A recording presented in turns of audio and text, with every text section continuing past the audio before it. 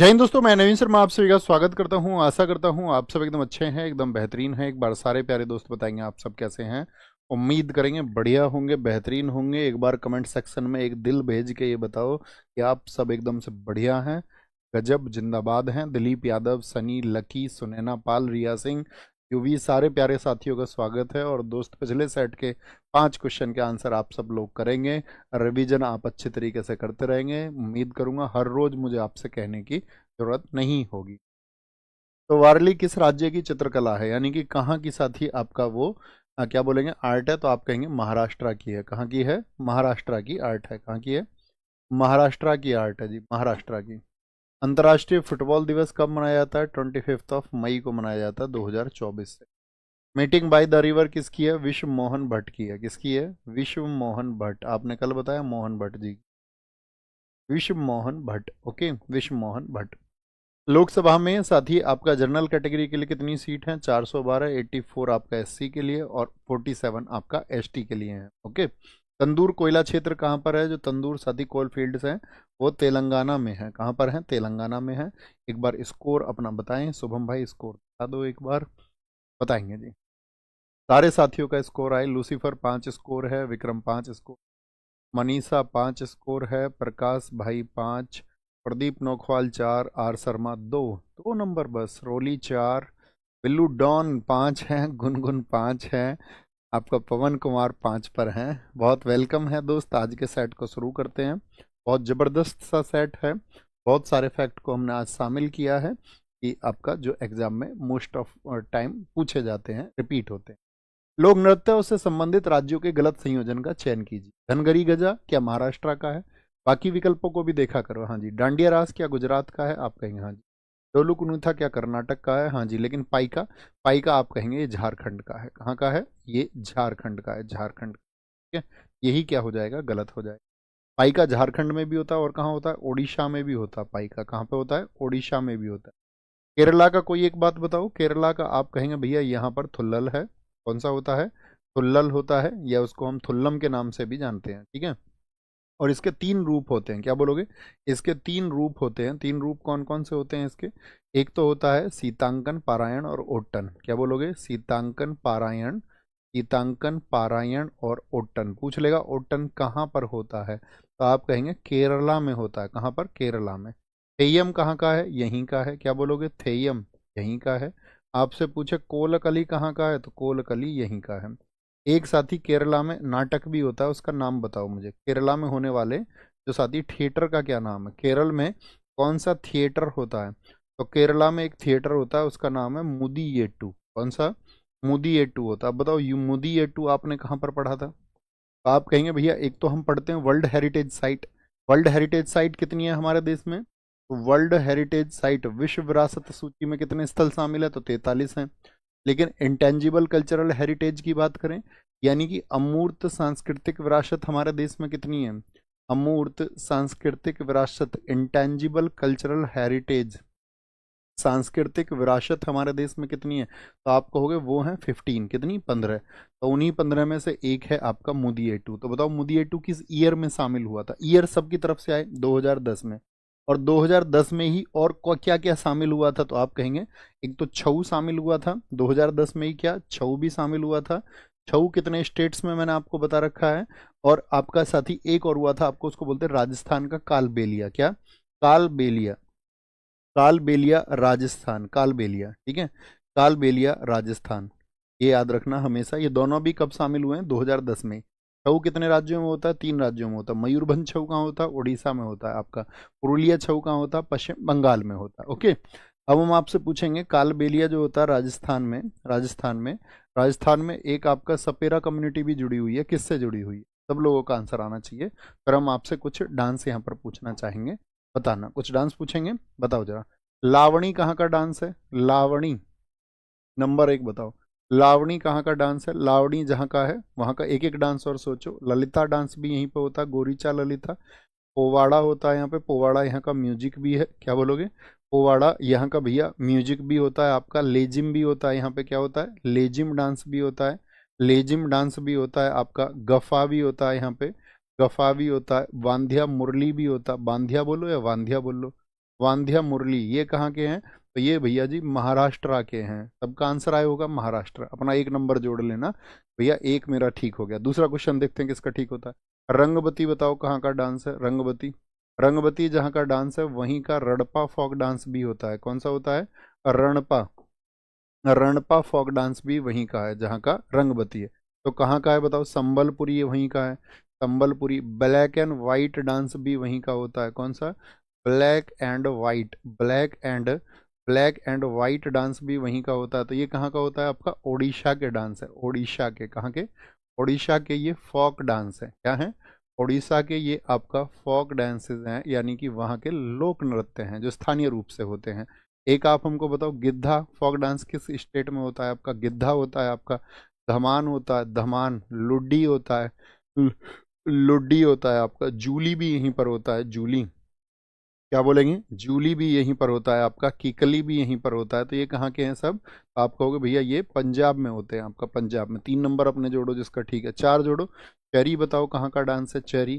चांग बताओ कहाँ का है? गणगौर बताओ, गणगौर, गणगौर। घूमर बताओ, घूमर, घूमर भी वहीं पर होता है आपका। तेरह ताली, तेरह ताली दोनों जगह होता है आपका, यानी एमपी में भी होता है और राजस्थान में भी ये होता है। राजा अपने स्थान पर ताली मार के बुला लेता है सबको। 5वां मुझे बताओ, कोलट्टम कहाँ का है? कोलट्टम, कोलट्टम कहाँ का है? कोलट्टम। यहाँ पे बहुत सारे दोस्त कंफ्यूज हो जाएंगे, लेकिन मयिलट्टम, मयिलट्टम याद है भाई। अट्टम कहाँ की पहचान है? केरल की। लेकिन मईल आ जाए या सिलबट्टम आ जाए, मिल, सिल, थिल, इस तरह के आ जाए तो तुम क्या कहोगे? तुम कहोगे भैया मिल, यानी कि तमिलनाडु से होगा। कहाँ से होगा? तमिलनाडु से होगा। करगम बोल ले, करगम। तो ये सब कहाँ के हैं? ये तमिलनाडु के हैं, तमिलनाडु के हैं। आप मुझे बताओ, मयूर डांस कहाँ पर होता है? मयूर, मयूर डांस कहाँ पर होता है? कजरी कहाँ पर होता है? चरकुला डांस कहाँ पर होता है? चरकुला। तो आप कहेंगे भैया ये सारे डांस हैं आपके कहाँ के? यूपी के डांस है, यूपी के। 7वां क्वेश्चन मुझे बताओ, चांचरी डांस कहाँ पे होता है? चांचरी या लांगवीर डांस, अभी बताए थे मैंने 2 दिन पहले ही आपको। ये लांगवीर कहाँ पर होता है? हारूल कहाँ का है? हारूल। सर्रो डांस भी यहीं पर होता है, सर्रो। तो आप कहेंगे ये उत्तराखंड के डांस है। तो एक बार थम्सअप करके बताओ जिसके 7 में से 7 स्कोर था, थम्सअप करके, जिसने इन सब के आंसर कनेक्ट किए। 7 में से 7 स्कोर किसका था? पक्का। इनमें से कौन सा लोक संगीत नागालैंड से संबंधित नहीं है? फोक म्यूजिक है, फोक डांस नहीं है, फोक म्यूजिक। तो जितने भी, जैसे नाग आ जाए आपकी गली में तो सब क्या करते हैं? ले ले ले ले ले, नाग को ले लो, पकड़ लो इसको, ले ले ले। तो जितने भी लियू होते हैं, जैसे कि नागालैंड में एक लियू और मैं आपको बताऊं, उसका नाम है हेक्यू लियू। जब युद्ध जीत जाते थे ये लोग, युद्ध जीत जाते थे, आफ्टर विनिंग द वॉर, हेक्यू लियू होता था। ले ले ले, नियोगा नहीं होगा यहाँ पर, क्या बोलेंगे? ये गलत हो जाएगा, क्योंकि नियोगा कहाँ पे होता है? अरुणाचल, और अरुणाचल एक साथ योगा करते हैं, ठीक है? नी योगा कहाँ पर बोलोगे? आपका अरुणाचल हो जाएगा, ठीक है? अच्छा मुझे बताओ, बाउल म्यूजिक कहाँ का है? बाउल, फटाफट से आंसर करें, एक भी क्वेश्चन गलत नहीं होती है। वेस्ट बंगाल में। मांडो म्यूजिक कहाँ का है? मांडो फोक म्यूजिक, मांडो जहाँ पे मांडवी नदी बहती है भैया, गोवा में है।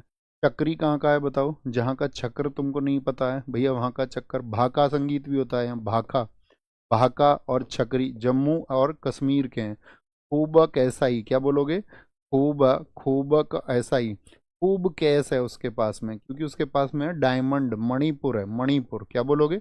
मणिपुर है। आप मुझे बताओ, वानावुन कहाँ पर होता है? वानावुन, तो वानावुन होता है आपका जम्मू और कश्मीर में, विवाह के टाइम पर। विवाह से याद रख लेना, विवाह जब वहां पर शादी होती है। आल्हा म्यूजिक कहाँ का है? आल्हा यूपी में भी होता है आपका, और एमपी में भी होता है, एमपी में भी। भटियाली म्यूजिक बताओ, कितने दोस्त बता सकते हैं भटियाली कहाँ का है? भटियाली भैया वेस्ट बंगाल का म्यूजिक है। बमिप्ला बताओ जी, कहाँ का म्यूजिक है आपका? तो ये म्यूजिक है आपका केरला का। कहाँ का? केरला का। अवंती म्यूजिक कहाँ का है? अवंती पूछे आपसे या पांचाली पूछे? अवंती और पांचाली म्यूजिक कहाँ के हैं? तो वो भैया ओडिशा के म्यूजिक हैं। कहाँ के हैं? ओडिशा के। पंडवानी, बच्चा बच्चा जानता होगा। पंडवानी बताओ कहाँ का है? पंडवानी, सबका आंसर है भैया छत्तीसगढ़ का है। कहाँ का? छत्तीसगढ़। बताओ महाभारत के किस कैरेक्टर पर आधारित है? तो भीम पर आधारित है। किस पर? भीम, जो महाभारत, महाभारत में जानते हो ना, भीम, भीम पर ये आधारित है। क्या बोलोगे? भीम पर ये आधारित है। ओके। और पंडवानी की एक साथी आपका प्रसिद्ध कौन आपका व्यक्तित्व है, वो है तीजन बाई। तो तीजन बाई का पूछा था पद्म विभूषण, बताओ कब मिला था इनको, तो इनको पद्म विभूषण मिला था 2019 में। कब मिला था, 2019 में मिला था। आप मुझे बताओ दोस्त, यहाँ पर पंखीड़ा कहाँ का म्यूजिक है, पंखीड़ा, पंख लेके कहाँ खड़े रहते थे सब, राजा के स्थान के किनारे, राजा के स्थान के किनारे। एक मुझे बताओ टप्पा म्यूजिक कहाँ का है, टप्पा, टप्पा भैया पंजाब का म्यूजिक है, कहाँ का, पंजाब का। गोंधल म्यूजिक बता दो, गोंधल म्यूजिक, या भरूद म्यूजिक पूछ ले आपसे, भरूद म्यूजिक, तो ये सब कहाँ के म्यूजिक हैं, ये महाराष्ट्र के म्यूजिक। ठीक है, इनमें से अक्सर आपको ज्यादातर पता होते हो, हमेशा बस आपको रिकॉल कराने हैं, खुद को रिकॉल कराने हैं। नेक्स्ट, आगे बोलो जी, बोलो जी। कदम रसूल मस्जिद जिसका निर्माण ईंटों और काले संगमरमर के कारण वर्णित किया जाता है। कदम रसूल मस्जिद, कदम रसूल मस्जिद है 1530 की, कब की है, 1530 की मस्जिद है। और इसका निर्माण करवाया था आपका नुसरत शाह ने, किसने, नुसरत शाह ने इसको बनवाया था। तो ये साथी आपका मस्जिद कहाँ पर है, पूर्णिया में, बिहार में, अलवर राजस्थान में, मांडू में है, ये आपका या गौर में, गौर में पड़ता है ये आपका, मालदा वेस्ट बंगाल में, कहाँ पर, गौर में ये स्थित है, गौर में स्थित है। आप मुझे बताओ अढ़ाई दिन का झोपड़ा जो मस्जिद है वो कहाँ पर है, अढ़ाई दिन का झोपड़ा, अढ़ाई दिन का झोपड़ा मुझे बताइए फटाफट से, जिसको किसने बनवाया था, आपका जो गुलाम वंश का संस्थापक था उसने इसको बनवाया, ऐबक ने। ये कहाँ पर है, ये भी एक मस्जिद है। कभी पूछे ना अढ़ाई दिन का झोपड़ा क्या है, तो आप कहेंगे एक मस्जिद है। काबुली बाग मस्जिद बताओ कहाँ पर है, काबुली बाग मस्जिद कहाँ पर है, काबुली बाग मॉस्क कहाँ पर है, काबुली बाग मॉस्क आपका क्या बोलेंगे कहाँ पर स्थित है, तो ये कहाँ पर है आपका, पानीपत में स्थित है, कहाँ पर है, पानीपत हरियाणा में स्थित है। खैरुल मस्जिद बताओ मुझे कहाँ पर है, खैरुल मस्जिद, खैरुल मस्जिद कहाँ पर स्थित है, खैरुल एक पुस्तकालय भी है। तो खैरुल मस्जिद साथी नई दिल्ली में, नई दिल्ली में, क्या बोलोगे, नई दिल्ली में। अटाला मस्जिद कहाँ पर है, बताओ जी, अटाला मस्जिद कहाँ पर स्थित है, तो अटाला मस्जिद है आपकी जौनपुर, यूपी में स्थित है, कहाँ पर है, जौनपुर में स्थित है, जौनपुर में। नगीना मस्जिद बताओ, नगीना मस्जिद कहाँ पर है, नगीना, नगीना, सारे साथियों का आंसर आए। और मक्का मस्जिद कहाँ पर है, क्या बोलोगे, मक्का मस्जिद कहाँ पर है, तो नगीना मस्जिद तो है आगरा में, आगरा में स्थित है। और मक्का मस्जिद भारत में पूछ रहा है, तो भारत में कहाँ पर है, हैदराबाद में है, कहाँ पर है, हैदराबाद में स्थित है आपका मक्का मस्जिद, क्या बोलेंगे, मक्का मस्जिद हैदराबाद में स्थित है। नेक्स्ट, बौचे एक पारंपरिक दूल्हे की तलवार है, दूल्हे को नहीं देते युद्ध के लिए जा रहा हो, चाकू या तलवार लगा के भेज देते हैं उसको, देखा तुमने, एक पारंपरिक दूल्हे की तलवार है जिसे आदिवासी विवाह के दौरान पहना जाता है। तो बोचे ये साथी कहाँ का एक आपका मतलब ड्रेस के साथ में पहना जाता है, तो ये है आपका अरुणाचल प्रदेश का ड्रेस, जानते हो सारी, बताओ जरा। रहीदे कहाँ की ड्रेस है, रहीदे अभी पूछा गया था आपका पिछले वाले उसमें एसएससी जेई में, तो रहीदे कहाँ की ड्रेस है, रहीदे है हिमाचल प्रदेश की ड्रेस। मेखला चादर बताओ, बहुत पूछी जाती है, मेखला चादर कहाँ की ड्रेस है, मेखला चादर आसाम में खला के आ गया, असम, असम की है। फेरन आर्मी वाले कहाँ पर फेर देते हैं, फेरन है जम्मू और कश्मीर में। नववारी साड़ी बताओ, नववारी कहाँ पर पहनी जाती है ड्रेस, नववारी कहाँ पर है आपका, महाराष्ट्र में और गोवा में। कितने गज की होती है, 9 गज की साड़ी होती है, 9 गज की। जिया सेन ड्रेस कहाँ पर पहनी जाती है, जिया सेन ड्रेस कहाँ पर पहनी जाती है, तो जिया सेन मेघालय में। रीशा ड्रेस कहाँ पर पहनी जाती है, रीशा, रीशा ड्रेस, रीशा जो परिधान है ये कहाँ के हैं साथी, त्रिपुरा के हैं, क्या बोलोगे, त्रिपुरा के। कांजीवरम साड़ियाँ कहाँ पर पहनी जाती हैं बताओ देश में, कांजीवरम साड़ियाँ, तो कांजीवरम है तमिलनाडु की, क्या बोलोगे, तमिलनाडु की। मुझे बताओ पटोला कहाँ पर पहनी जाती है ड्रेस, पटोला ड्रेस, पटोला, तो पटोला ड्रेस है आपका गुजरात की, कहाँ की है, पटोला गुजरात की ड्रेस है। एक मुझे बताओ कसावू साड़ी कहाँ पर पहनी जाती है, कसावू। मुझे बताओ संबलपुरी साड़ियाँ कहाँ पर पहनी जाती हैं, संबलपुरी। पैठनी साड़ियाँ बताओ कहाँ पर पहनी जाती है, कौन सी, पैठनी साड़ियाँ, पैठनी साड़ियाँ कहाँ पर पहनी जाती हैं। एक पुआन ड्रेस बताओ कहाँ पर पहनी जाती है, पुआन ड्रेस। तो कसावू साड़ी कहाँ की है, केरला की है। संबलपुरी जो साड़ियाँ है और ये डांस भी आपका उड़ीसा का। पैठनी महाराष्ट्र की हैं और पुआन है मिजोरम की। आप मुझे बताओ पुआन मिजोरम की होगी। इलकल साड़ियाँ कहाँ की हैं, इलकल, बहुत अच्छे से याद कराई थी मैंने। इल हो गए अब कल काम करूंगी, इसका मतलब नाटक कर रही है, कर्नाटक, क्या बोलोगे। इलकल साड़ियाँ कहाँ की हैं, वो कर्नाटका की हैं, कहाँ की हैं, वो साथी आपका कर्नाटका की हैं। ये ड्रेस अक्सर पूछी जाती है। राष्ट्रीय हैंडलूम दिवस, हैंडलूम बोले तो हथकरघा दिवस किस दिन मनाया जाता है, बोलेंगे भी फटाफट से, क्या बोलेंगे? हैंडलूम दिवस, हैंडलूम अर्थात आपका हथकरघा दिवस, इसको हमेशा याद रख लेना, हथकरघा, हाथ से ही भाला भी फेंका गया इसी दिन, तो ये सेम डे है। भाला फेंक दिवस भी कब मनता है आपका, तो ये 7 अगस्त को। कौन सा? राष्ट्रीय नेशनल जैवलिन थ्रो, राष्ट्रीय भाला फेंक दिवस, नेशनल जैवलिन थ्रो डे कब मनता है? जैवलिन थ्रो डे कब मनाया जाता है आपका, तो 7 अगस्त को मनता है, 7 अगस्त। 20 अगस्त को आपका इंटरनेशनल मॉस्कीटो डे, अंतर्राष्ट्रीय मच्छर दिवस मनाया जाता है। क्या मनता है? मच्छर दिवस मनता है, मच्छर दिवस मनता है, मच्छर दिवस। 18 नवंबर हम नहीं जानते। 15 सितंबर आपका इस दिन मनता है नेशनल इंजीनियर्स डे, राष्ट्रीय राष्ट्रीय engineer day, national engineer day, यानी राष्ट्रीय अभियंता दिवस को मनाया जाता है, राष्ट्रीय अभियंता दिवस को साथ ही मनाया जाता है। 7 अगस्त, आप हमें बताओ 10 अगस्त को कौन सा डे मनता है? 10 अगस्त को मनता है international lion day, lion day, अंतर्राष्ट्रीय शेर दिवस मनता है 10 अगस्त को। 12 अगस्त को बताओ, 12 अगस्त को मनता है आपका, 12 अगस्त को मनता है अंतर्राष्ट्रीय युवा दिवस, युवा प्लस हाथी दिवस भी इसी दिन मनता है। देखो इसमें कभी कंफ्यूज मत होना, अगर पूछ ले नेशनल यूथ डे कब मनता है, राष्ट्रीय युवा दिवस, सबका आंसर आए तभी हम आगे बढ़ेंगे, नहीं क्लास को अभी बंद कर देंगे। बताओ जी फटाफट से, राष्ट्रीय युवा दिवस कब मनता है? सब लोगों का आंसर आए, अतिरिक्त बातें कोई नहीं दोस्त, अतिरिक्त बातें कोई नहीं। 12 जनवरी को जॉन्टी चौहान जी ने सबसे पहले, हर क्लास में आपका 5 टॉपर घोषित करेंगे, आज के जॉन्टी पहले टॉपर घोषित हो चुके हैं। 12 अगस्त को आप मुझे बताओ 19 अगस्त को कौन सा मनता है? 29 अगस्त को मनता है आपका international photography day, international photography day मनाया जाता है, फोटोग्राफी डे मनाया जाता है, ठीक है। और इसी दिन मनता है आपका मानवतावादी दिवस, ह्यूमनिटेरियन दिवस मनता है आपका, ठीक है। मानवतावादी, मानवतावादी दिवस है, ह्यूमनिटेरियन डे भी इस दिन मनता है। अच्छा, अगस्त के बाद में आप हमें सितंबर बता सकते हो क्या? बोलो, दोनों सीट पे बैठ के 2 सितंबर को क्या किएंगे भैया? नारियल पानी पिएंगे। International, international coconut day, coconut का मतलब नारियल, कोकोनट अर्थात नारियल दिवस मनता है कब आपका? 2 सितंबर को। किसको? 2 सितंबर को मनता है। 8 सितंबर को बताओ, इसको तो सब जानते होंगे, इंटरनेशनल लिटरेसी डे, अंतर्राष्ट्रीय, अंतर्राष्ट्रीय क्या बोलेंगे, साक्षरता दिवस। अभी बताओ पूर्ण साक्षर राज्य कौन सा बन गया भारत का? अंतर्राष्ट्रीय साक्षरता दिवस मनाया जाता है, इंटरनेशनल साक्षरता, कब? 8 सितंबर को। आप मुझे बताओ 23 सितंबर को क्या मनता है? 23 सितंबर को मनता है आपका दोस्त अंतर्राष्ट्रीय सांकेतिक भाषा दिवस, यानी कि सिंबोलिक, सिंबोलिक लैंग्वेज डे मनता है, सांकेतिक भाषा दिवस मनता है, सांकेतिक भाषा, सिंबोलिक लैंग्वेज डे मनता है 23 सितंबर को। 27 सितंबर को क्या मनता है? दोनों साथ में सीट पे बैठ के क्या करेंगे? आपका इंटरनेशनल टूरिज्म के लिए अंतर्राष्ट्रीय पर्यटन पर जाएंगे, अंतर्राष्ट्रीय पर्यटन दिवस मनता है आपका, ये आपको पता होनी चाहिए। अंतर्राष्ट्रीय पर्यटन दिवस मनाया जाता है, अंतर्राष्ट्रीय पर्यटन दिवस बोलेंगे अभी फटाफट से। नेक्स्ट आगे आएंगे। डॉक्टर बीसी रॉय ट्रॉफी एक भारतीय फुटबॉल टूर्नामेंट है जो के लिए है, अतिरिक्त बातें करते हुए कोई ना मिले, सर मुझे नींद आती है, वो इनको ब्लॉक कर दिया करो। तो पढ़ने का मन नहीं हो तो मुक्ति दे दो एकदम से, फिर वो चुपचाप पढ़ पाएगा, कमेंट नहीं करेगा तो पढ़ता रहेगा चुप। जब तक उसको लगेगा ना मेरा कमेंट जा रहा है और पढ़ा जाएगा, तब तक वो पढ़ेगा नहीं। जो फोकस करे आंसर पर सिर्फ, वो, इसके अतिरिक्त कोई नहीं।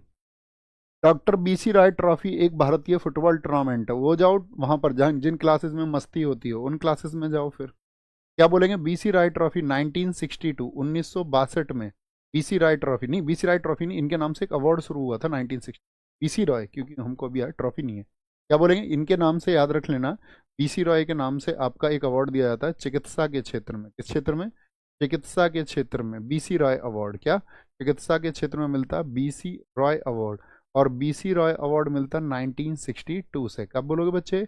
1962 से। और इस बार 2025 में किसको मिला ये अवार्ड बताओ?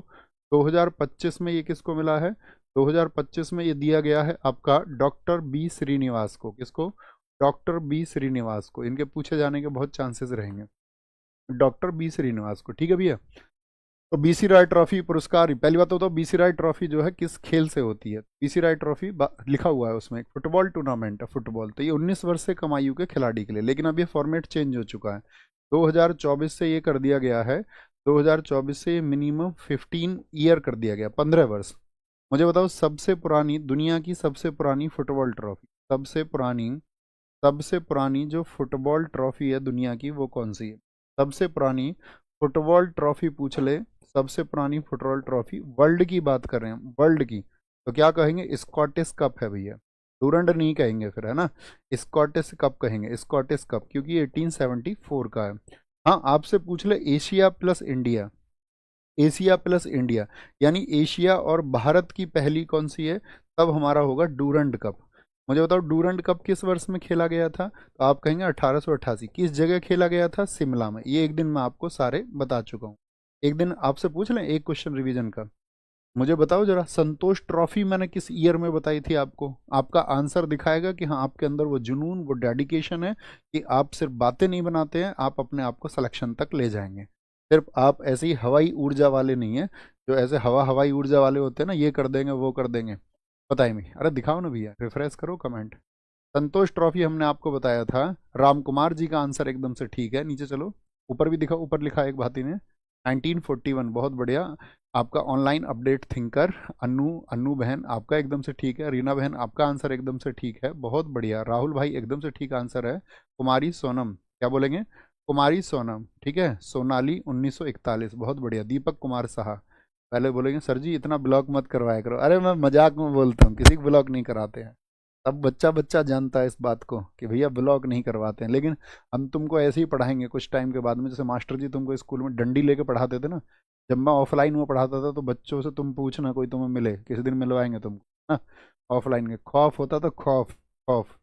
ऐसे ज़्यादा समझो, लड़की तो तुम छोड़ ही दो, लड़की तो जो ऑफलाइन में बैठी ही रहती थी ना, उनको लग गया ना ऐसे कॉपी पकड़ के ऐसे पूछ लिया। अभी मतलब 6 साल पुरानी बात मैं आपको बता रहा हूँ। तो लड़कियों के आंसर से पहले आंसू आते थे, है ना, और लड़के उनको ये लगता था नंबर ना आ जाए। ये तो तुम ऑनलाइन में हो तो स्वतंत्र हो, थोड़ा मजे हैं तुम्हारे, इधर आओ। निम्नलिखित में से कौन लॉन फॉक्स अनसिंग, बोलो भी फटाफट से। लॉन फॉक्स डांसिंग, अनसिंग नहीं डांसिंग आएगा। Lone fox dancing, lone fox dancing my autobiography आत्मकथा के लेखक है। तो कौन है? खुशवंत सिंह है, ब्रजमोहन कौल, रस्किन बॉन्ड या जॉन दलवी? भैया रस्किन बॉन्ड। एसएससी के फेवरेट राइटर है, मैं आपको बता, एसएससी के फेवरेट राइटर है। इनकी बुक्स बताना जरा, रस्किन बॉन्ड की कौन कौन सी आप जानते हैं भैया? द ब्लू अम्ब्रेला, क्या बोलोगे? द ब्लू अम्ब्रेला इनकी बुक है, द ब्लू अम्ब्रेला इनकी बुक है। साहित्य अकादमी इनको 1992 में मिला था। और इनकी एक बुक है the room on the roof. एक आप भी बताओ भैया, the room on the roof किसकी है? वो इन्हीं की है, the room on the roof. Angry river किसकी है? Angry river. अभी रिसेंट में भी इन्होंने एक बुक लिखी थी 2025 में, वो बता सकते हो? चेरी ट्री पूछ ले आपसे, चेरी ट्री किसकी है? चेरी ट्री भी इन्हीं की बुक है, चेरी ट्री। द टनल पूछ ले आपसे, द टनल किसकी बुक है? द टनल, द टनल इन्हीं की बुक है। दिल्ली इज नॉट फार, इनमें से एक भी ऐसी नहीं है जो नहीं पूछे। Delhi is not far, Delhi is not far आपका। Dust on the mountain, dust on the mountain, क्या बोलोगे? Dust on the mountain. अभी रस्किन बॉन्ड की अगर हम बात करते हैं, इनको अभी 2024 में इनकी बहुत चर्चित पुस्तक रही थी 2024 में, हाउ टू बी हैप्पी। बताओ, हाउ टू बी हैप्पी। आप कहेंगे भैया ये खरीदनी नहीं पड़ती, ये तो अवेयरनेस से आती है।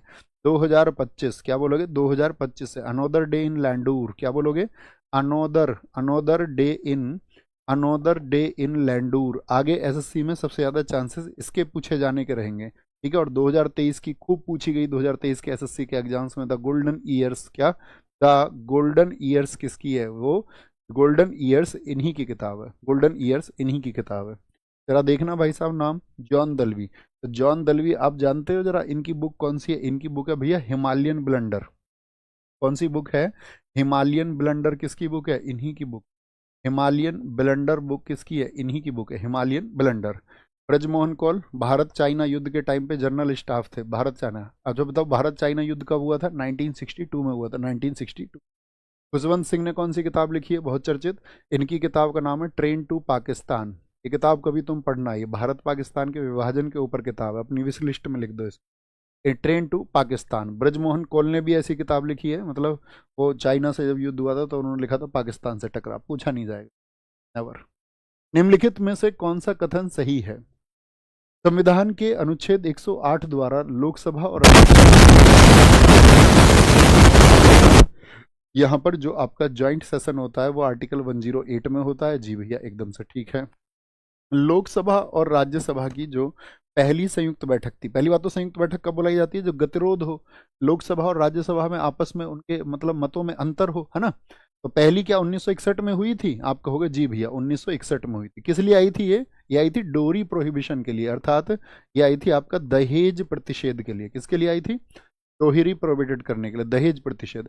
मुझे बताओ अब तक कितनी बार संयुक्त बैठक कुल बुलाई गई है, कितनी बार हुआ है ये आपका संयुक्त बैठक बुलाई गई हो, 3 बार बुलाई गई है। तो पहली बार 1961 में, और फिर बुलाई गई थी 1978 में, और आपका 2002 में। क्या बोलोगे, 2002 में। जब कभी भी संयुक्त बैठक बुलाई जाएगी तो संयुक्त बैठक कौन बुलाएगा, हु विल कॉल, बुलाता कौन है बताओ। इसको हमेशा बुलाएंगे कौन, इसको हमेशा राष्ट्रपति बुलाएंगे। लेकिन क्या राष्ट्रपति साहब इसके अध्यक्ष होंगे दोस्त, क्या प्रेसिडेंट साहब इसके आपका चेयरमैन होते हैं, आप कहेंगे नहीं। इसके जो अध्यक्ष होते हैं वो होते हैं लोकसभा के अध्यक्ष, यानी कि लोकसभा के स्पीकर। और लोकसभा के स्पीकर इफ नॉट अवेलेबल, अगर ये आपका उपलब्ध नहीं है तो फिर कौन होंगे, फिर होंगे आपका यहाँ पर डिप्टी स्पीकर। यानी कि डिप्टी स्पीकर का मतलब क्या हो गया, ये भी कहाँ होते हैं, लोकसभा में, स्पीकर लोकसभा में होते हैं। यानी कि पहले तो आपका लोकसभा अध्यक्ष होंगे, फिर लोकसभा उपाध्यक्ष होंगे। अगर ये भी नहीं है फिर क्या होगा, तो फिर आपका जो राज्यसभा है, तो राज्यसभा के उपसभापति, उपसभापति यानी सभापति कभी नहीं हो सकते हैं। तो 4 ऑप्शन दे देता है आपको, 4 ऑप्शन दे देता है। वाइस चेयरमैन तो हो सकते हैं, लेकिन राज्यसभा के चेयरमैन कभी नहीं होंगे, यानी राष्ट्रपति कभी नहीं हो सकता है इसका। ओके, ये आपको ध्यान रखना है। तो उपराष्ट्रपति दोनों सदनों की संयुक्त बैठक ये बुला भी नहीं सकते भैया, क्या बोलेंगे, ये कभी भी बुला नहीं सकते, ये बात याद रखेंगे। क्या होगा, 1 और 2, ये पूछा ना कौन सा सही है, हाँ 1 और 2 सही हो जाए। निम्नलिखित में से कौन सी शक्तियां केवल लोकसभा के पास हैं। आजकल याद रख लो, एसएससी का ट्रेंड बन रहा है, वो धीरे धीरे क्या करेगा, स्टेटमेंट से क्वेश्चन पूछना शुरू करेगा, स्टेटमेंट से। ओके, थम्स अप करो जी भैया, हम आपकी बात को मतलब समझ पा रहे हैं। स्टेटमेंट बना के क्वेश्चन पूछेगा। निम्नलिखित में से कौन सी शक्तियां केवल लोकसभा के पास में है, जो मतलब लोअर हाउस के पास में है। तो धन विधेयक का पुनर्स्थापना, री इंस्टेटमेंट ऑफ मनी बिल, अगर इसकी हम बात करें, इसकी हम बात करें एकदम से ठीक है। आपातकाल की उद्घोषणा, देखो आपातकाल ऐसे सिर्फ लोकसभा नहीं लगा सकती, इसके लिए इमरजेंसी जो लगेगी लोकसभा और राज्यसभा दोनों की सहमति से जाएगा। मुझे बताओ हमारे देश में कितने प्रकार की इमरजेंसी हैं, 3 तरह की। किस किस आर्टिकल में, तो कभी भी अगर इमरजेंसी आपसे पूछे, इमरजेंसी अगर बेसिक बात करें तो इमरजेंसी कितनी होती है, एक तो नेशनल इमरजेंसी होती है, राष्ट्रीय आपातकाल, एक आपका स्टेट इमरजेंसी होती है, इसको प्रेसिडेंट रूल बोलते हैं, और एक फाइनेंशियल इमरजेंसी होती है, इसको हम वित्तीय आपातकाल कहते हैं। तो ये किस में आता है आपका नेशनल इमरजेंसी, आर्टिकल 352 में आ जाता है। कितनी बार लगाया राष्ट्रीय आपातकाल, राष्ट्रीय आपातकाल कितनी बार लगाया, 3 बार लगाया। कितनी बार लगाया, 3 बार लगाया। इसमें तीसरा वाला जो है वो सबसे इंपॉर्टेंट है। स्टेट इमरजेंसी की बात करें, ये आपका कभी भी लग जाता है, इसी को बोलते हैं प्रेसिडेंट रूल, अर्थात राष्ट्रपति शासन इसको कहते हैं। क्या बोलते हैं इसको, राष्ट्रपति शासन कहते हैं। और फाइनेंशियल इमरजेंसी ये किस में है, ये आर्टिकल 360 में है। और ये किस में है आपका, स्टेट इमरजेंसी है 356 में, 356 में। मुझे बताओ फाइनेंशियल इमरजेंसी क्या लगी है हमारे देश में कभी, तो आप कहेंगे फाइनेंशियल इमरजेंसी कभी नहीं लगी भैया, कभी नहीं, कभी नहीं। तो मंत्रिपरिषद के विरुद्ध अविश्वास प्रस्ताव यदि लेके आना, तो नो कॉन्फिडेंस मोशन, हाँ जी बहुमत, क्योंकि लोकसभा में ही तो रहता है, तो ये एकदम से सही बात है, तो लोकसभा में ही आएगा। राष्ट्रपति पर महाभियोग चलाने के लिए नहीं भैया, दोनों सदनों की जरूरत होगी, लोकसभा और राज्यसभा। किस सदन में शुरू करेंगे बताओ पहले, हमने इसी सीरीज में आपको बताया था कि राष्ट्रपति पर इम्पीचमेंट प्रोसेस किस सदन से शुरू होता है, लोकसभा से शुरू होगा या राज्यसभा, या किसी से भी कर दें, मर्जी है भैया किसी से भी। तो क्या बोलेंगे, किसी भी, किसी भी, किसी भी, बहुत बढ़िया। तो क्या हो जाएगा, ठीक 1 और 3, तुम जबरदस्त होते जा रहे हो यार, ठीक है। अच्छा मुझे बताओ, जो धन विधेयक है उसकी डेफिनेशन किस आर्टिकल में बताई गई है, जो मनी बिल है, अगर हम बात करें आपसे धन विधेयक की, तो धन विधेयक की परिभाषा किस आर्टिकल में है, तो धन विधेयक की जो डेफिनेशन है मनी बिल, मनी बिल को डिफाइन किया गया है कहाँ पर, मनी बिल को डिफाइन किया गया है आर्टिकल 110 में। लेकिन मुझे बताओ जो धन विधेयक होता है लोकसभा में, लोकसभा में जब ये पारित होता है तो किस आर्टिकल से होता है, passed in Lok Sabha in article 109, ये प्रोसेस 109 में बताया गया है। क्या बोलेंगे, 109 में बताया गया है। क्या हम आपसे कुछ स्टेटमेंट पूछ लूं, यही पूछ लेते हैं। मुझे बताओ, जैसे कि मैं आपसे पूछूं, जितने भी आपका फाइनेंस बिल हैं, जितने भी हमारे फाइनेंस बिल होते हैं, फाइनेंस बिल, क्या वो सभी मनी बिल होते हैं, यस और नो। क्या जितने भी फाइनेंस बिल हैं उन सबको हम मनी बिल कह सकते हैं, आप मुझे बताएं यस और नो, बोले भी। जितने भी फाइनेंस बिल यानी जितने भी वित्त विधेयक हैं, क्या वो सभी धन विधेयक हो सकते हैं, क्या सभी वित्त विधेयक धन विधेयक होते हैं? आप कह रहे हैं नो, सारे लोग नो कह रहे हैं भाई, सारे लोग नो कह रहे हैं, no no no no no, गलत कह रहे हैं। यानी कि आप कह रहे हैं कि सभी वित्त विधेयक धन विधेयक नहीं होते। अच्छा, दूसरा स्टेटमेंट आपसे पूछते हैं, क्या बोलेंगे? क्या बोलेंगे? धन विधेयक क्या बोलेंगे आपका? जितने भी धन विधेयक हैं क्या वो सभी वित्त विधेयक होते हैं? इस स्टेटमेंट को बताओ, हाँ या ना, हाँ या ना, कौन सा ठीक होगा? अरे बुद्धू, बोलो जी, सभी धन विधेयक क्या वित्त विधेयक होते हैं? Yes yes yes yes yes yes yes, इसको लिखो अपने होमवर्क में, विचार करेंगे आज इस पे। इसको हम पढ़ेंगे, इसको हम पढ़ेंगे। अच्छा ठीक है ना, पढ़ेंगे जी। अच्छा मुझे बताओ, फाइनेंस बिल किस आर्टिकल में बताए गए हैं? फाइनेंस बिल बताए गए हैं आर्टिकल 117 में। किसमें? जितने भी वित्त विधेयक के लिए क्या बोलोगे आपका? आर्टिकल 117 में, ठीक है। एक क्वेश्चन पूछेंगे, कोई बिल मनी बिल है या नहीं है, इसका निर्णय कौन करेगा? कोई विधेयक वित्त, सॉरी, कोई विधेयक धन विधेयक है या नहीं है? धन विधेयक है या नहीं है, इसका डिसीजन कौन करता है? Who will decide the money bill? Who will decide कि any bill is money bill और नॉट? कोई धन विधेयक जो है वो धन विधेयक है है या नहीं है? तो ये हमेशा कौन देखेंगे? तो लोकसभा में पारित होता तो लोकसभा स्पीकर देखते हैं इस बात को, यानी कि लोकसभा अध्यक्ष उसको देखेंगे। कौन देखेंगे? लोकसभा अध्यक्ष उसको देखते हैं, ये आपको पता होना चाहिए। ओके, आगे नेक्स्ट। राज्यसभा के लिए प्रत्येक राज्य के प्रतिनिधियों का निर्वाचन कौन करता है? प्रत्येक राज्य के प्रतिनिधियों का निर्वाचन कौन करता है राज्यसभा के लिए? तो राज्यसभा के लिए सदस्य जाएंगे कहाँ से जाएंगे? पहली बात तो मुझे टोटल सीट बताओ, राज्यसभा की टोटल सीट कितनी होती है? राज्यसभा में टोटल सीट होती है भैया 245, 245। इसमें स्टेट के लिए और यूटी के लिए कितनी है? दोनों के लिए, स्टेट और यूटी के लिए 238 है, 238 कुल सीटों में से। और 12 क्या होती हैं? वो राष्ट्रपति द्वारा होती हैं। तो इसीलिए मैक्सिमम सीट कितनी कह दी जाती है? मैक्सिमम सीट कह दी जाती है आपका, मैक्सिमम सीट आपसे पूछे तो बोलेंगे 250 होती है, 250 होती है, ठीक है। तो ये विधानसभा के सभी सदस्यों से चुनी जाती हैं। विधानसभा के सभी सदस्य नहीं जी, विधानसभा के सिर्फ और सिर्फ आपका निर्वाचित सदस्यों से चुनी जाती है। और हमेशा जब इससे चुनी जाएंगी तो याद रख लेना, सिंगल ट्रांसफरेबल वोट होता है इसमें भी, एकल संक्रमणीय मत। राज्यसभा के लिए भी कौन सा लगता है? एकल संक्रमणीय मत का इस्तेमाल होता है, एकल संक्रमणीय मत। अच्छा, राज्यसभा में जो सीटों का बंटवारा दिया गया है वो किस अनुसूची में दिया गया है? राज्यसभा सीटों का बंटवारा किस अनुसूची? सबका आंसर है। तो याद रखना, जितनी भी राज्यसभा की सीट हैं उन सबको किस आधार पर दिया जाता है? पॉपुलेशन के बेसिस पर, जनसंख्या के आधार पर। जहां की आपका पॉपुलेशन ज़्यादा होगी वहां पे राज्यसभा की सीटें क्या हो जाएंगी? ज़्यादा हो जाएंगी। तो राज्यसभा की जितनी भी सीट हैं ये आती हैं आपका फोर्थ स्केड्यूल में, क्या बोलोगे? चौथी अनुसूची इसको बताया गया है, चौथी अनुसूची में बताया गया है, ठीक है। राज्यसभा का जो साथी आपका पदेन अध्यक्ष होगा, एक्स ऑफिशियो कौन होता है इसका? बताओ, पदेन अध्यक्ष कौन होंगे इसके? राज्यसभा के पदेन अध्यक्ष होते हैं वाइस प्रेसिडेंट, यानी कि उपराष्ट्रपति होंगे। कौन होंगे? उपराष्ट्रपति होंगे। किस आर्टिकल से होंगे? आर्टिकल 64 से। किससे? आर्टिकल 64 से होते हैं। राज्यसभा का पुराना नाम बताओ दोस्त हमको, राज्यसभा को पहले किस नाम से जानते थे? राज्यसभा का पुराना नाम क्या था? राज्यसभा का पुराना नाम हुआ करता था आपका, क्या बोलेंगे? काउंसिल ऑफ स्टेट्स, राज्यों की परिषद। क्या बोलते थे? Council of states, council of states. भैया कब से? तो ये नाम जो इनको दिया गया है राज्यसभा को, ये 1954 से दिया गया है, 1954, 23 अगस्त से। कब? 23 अगस्त 1954 से इसको नया नाम दिया गया, ठीक है, नया नाम। यानी कि राज्यसभा जो राज्यों की परिषद होती थी ये होती थी 1952 में। तो कभी भी पूछे राज्यसभा की जो पहली बैठक हुई थी वो कब हुई थी? राज्यसभा की पहली बैठक, ये इंपॉर्टेंट क्वेश्चन है। तो इसकी पहली बैठक हुई थी आपका 13 मई 1952 को। यानी ये पहला सत्र आप इसको कहें तो ज़्यादा ठीक रहेगा। क्या बोलोगे? पहला सत्र इसको आप कह दें, पहला सत्र। और कभी भी पूछे राज्यसभा का गठन कब हुआ था, फॉर्मेशन कब हुआ था, तो फॉर्मेशन उसका हुआ था 3 अप्रैल 1952 को। क्या? 3 अप्रैल 1952 को। भाई पहले गठन होगा और फिर सत्र होगा अगले महीने से। 3 और 13 दोनों डेट याद रख लें, 3 और 13। मुझे बताओ, लोकसभा और राज्यसभा के लिए आपका जो कोरम चाहिए वो कितना होता है?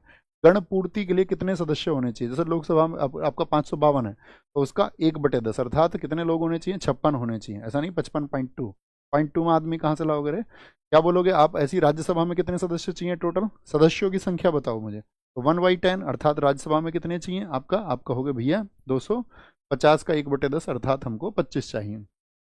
निम्न में से राज्यसभा में राज्यों को आवंटित स्थानों के आधार पर अवरोही क्रम, डिसेंडिंग ऑर्डर बताना, डिसेंडिंग ऑर्डर। सबसे ज्यादा सीट किसके पास में है? यूपी, यूपी, यूपी, सभी में ही है। यूपी के बाद क्या तमिलनाडु? नहीं भैया, यूपी के बाद में महाराष्ट्र में होंगे। तो क्या बोलोगे? यूपी में कितनी सीट है भैया? 19, 19 सॉरी, इस बोलो 31 सीट है। कितनी? 31 सीट होंगी। महाराष्ट्र में है आपका 19 सीट। क्या बोलोगे? महाराष्ट्र में 19 सीट, तमिलनाडु में 18 सीट, बिहार में बोलो 16 सीट है आपका। और 16 सीट ही कहाँ पर भी है आपका? वेस्ट बंगाल में भी। वेस्ट बंगाल में भी इतनी ही सीट है, इतनी ही सीट है।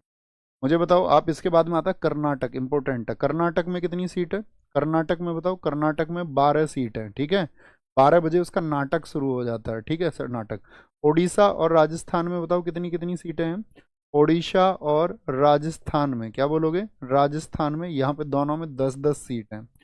गुजर गया एक अंधा मध्य से, गुजरात, गुजरात और आपका आंध्र प्रदेश। भाई अंधा आदमी है, उससे मान लो आंध्र प्रदेश, वो गुजर रहा था तो उसके मध्य में जो कुछ भी आ रहा था मध्य प्रदेश, वो एक एक चीज को आपका टच करता था, एक एक चीज को, एक एक चीज।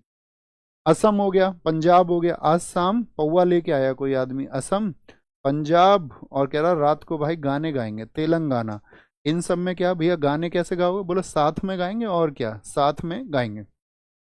दिल्ली में बताओ लोग आपका राज्यसभा की कितनी सीटें हैं? लोकसभा की 7 हैं और राज्यसभा की हैं 3 सीटें। क्या बोलोगे? 3 सीटें। जम्मू एंड कश्मीर में कितनी है? यहाँ पर 4 सीटें हैं। क्या बोलोगे? 4 सीटें हैं आपका, ये आपको पता होना चाहिए। जितने भी हमारे 7 सिस्टर्स हैं, या फिर गोवा बोल दूं मैं आपसे, सिक्किम बोल दूं, वहां पर राज्यसभा की कितनी सीटें हैं? जितनी भी 7 सिस्टर है, मतलब आपका मणिपुर आपसे बोल दें, चाहे हम आपका अरुणाचल प्रदेश आपसे बोल दें, या आपका बाकी किसी का भी हम नाम ले, सिवाय किसके? असम के। असम में 7 है। राज्यसभा की 7 है वहां पर, लोकसभा की 14 है, और आपका विधानसभा 126 है। ठीक है, हाँ। अब मुझे बताओ आप, एक एक एक एक एक। बहुत बढ़िया, बहुत कमाल। वैसे इसके बारे में,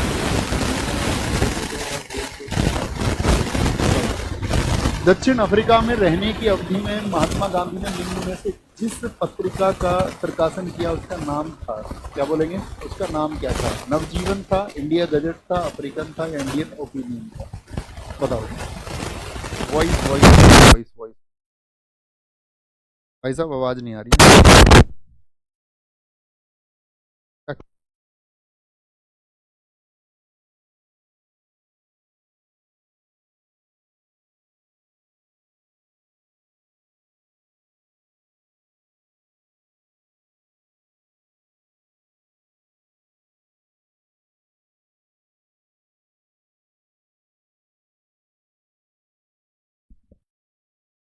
हेलो हेलो हेलो।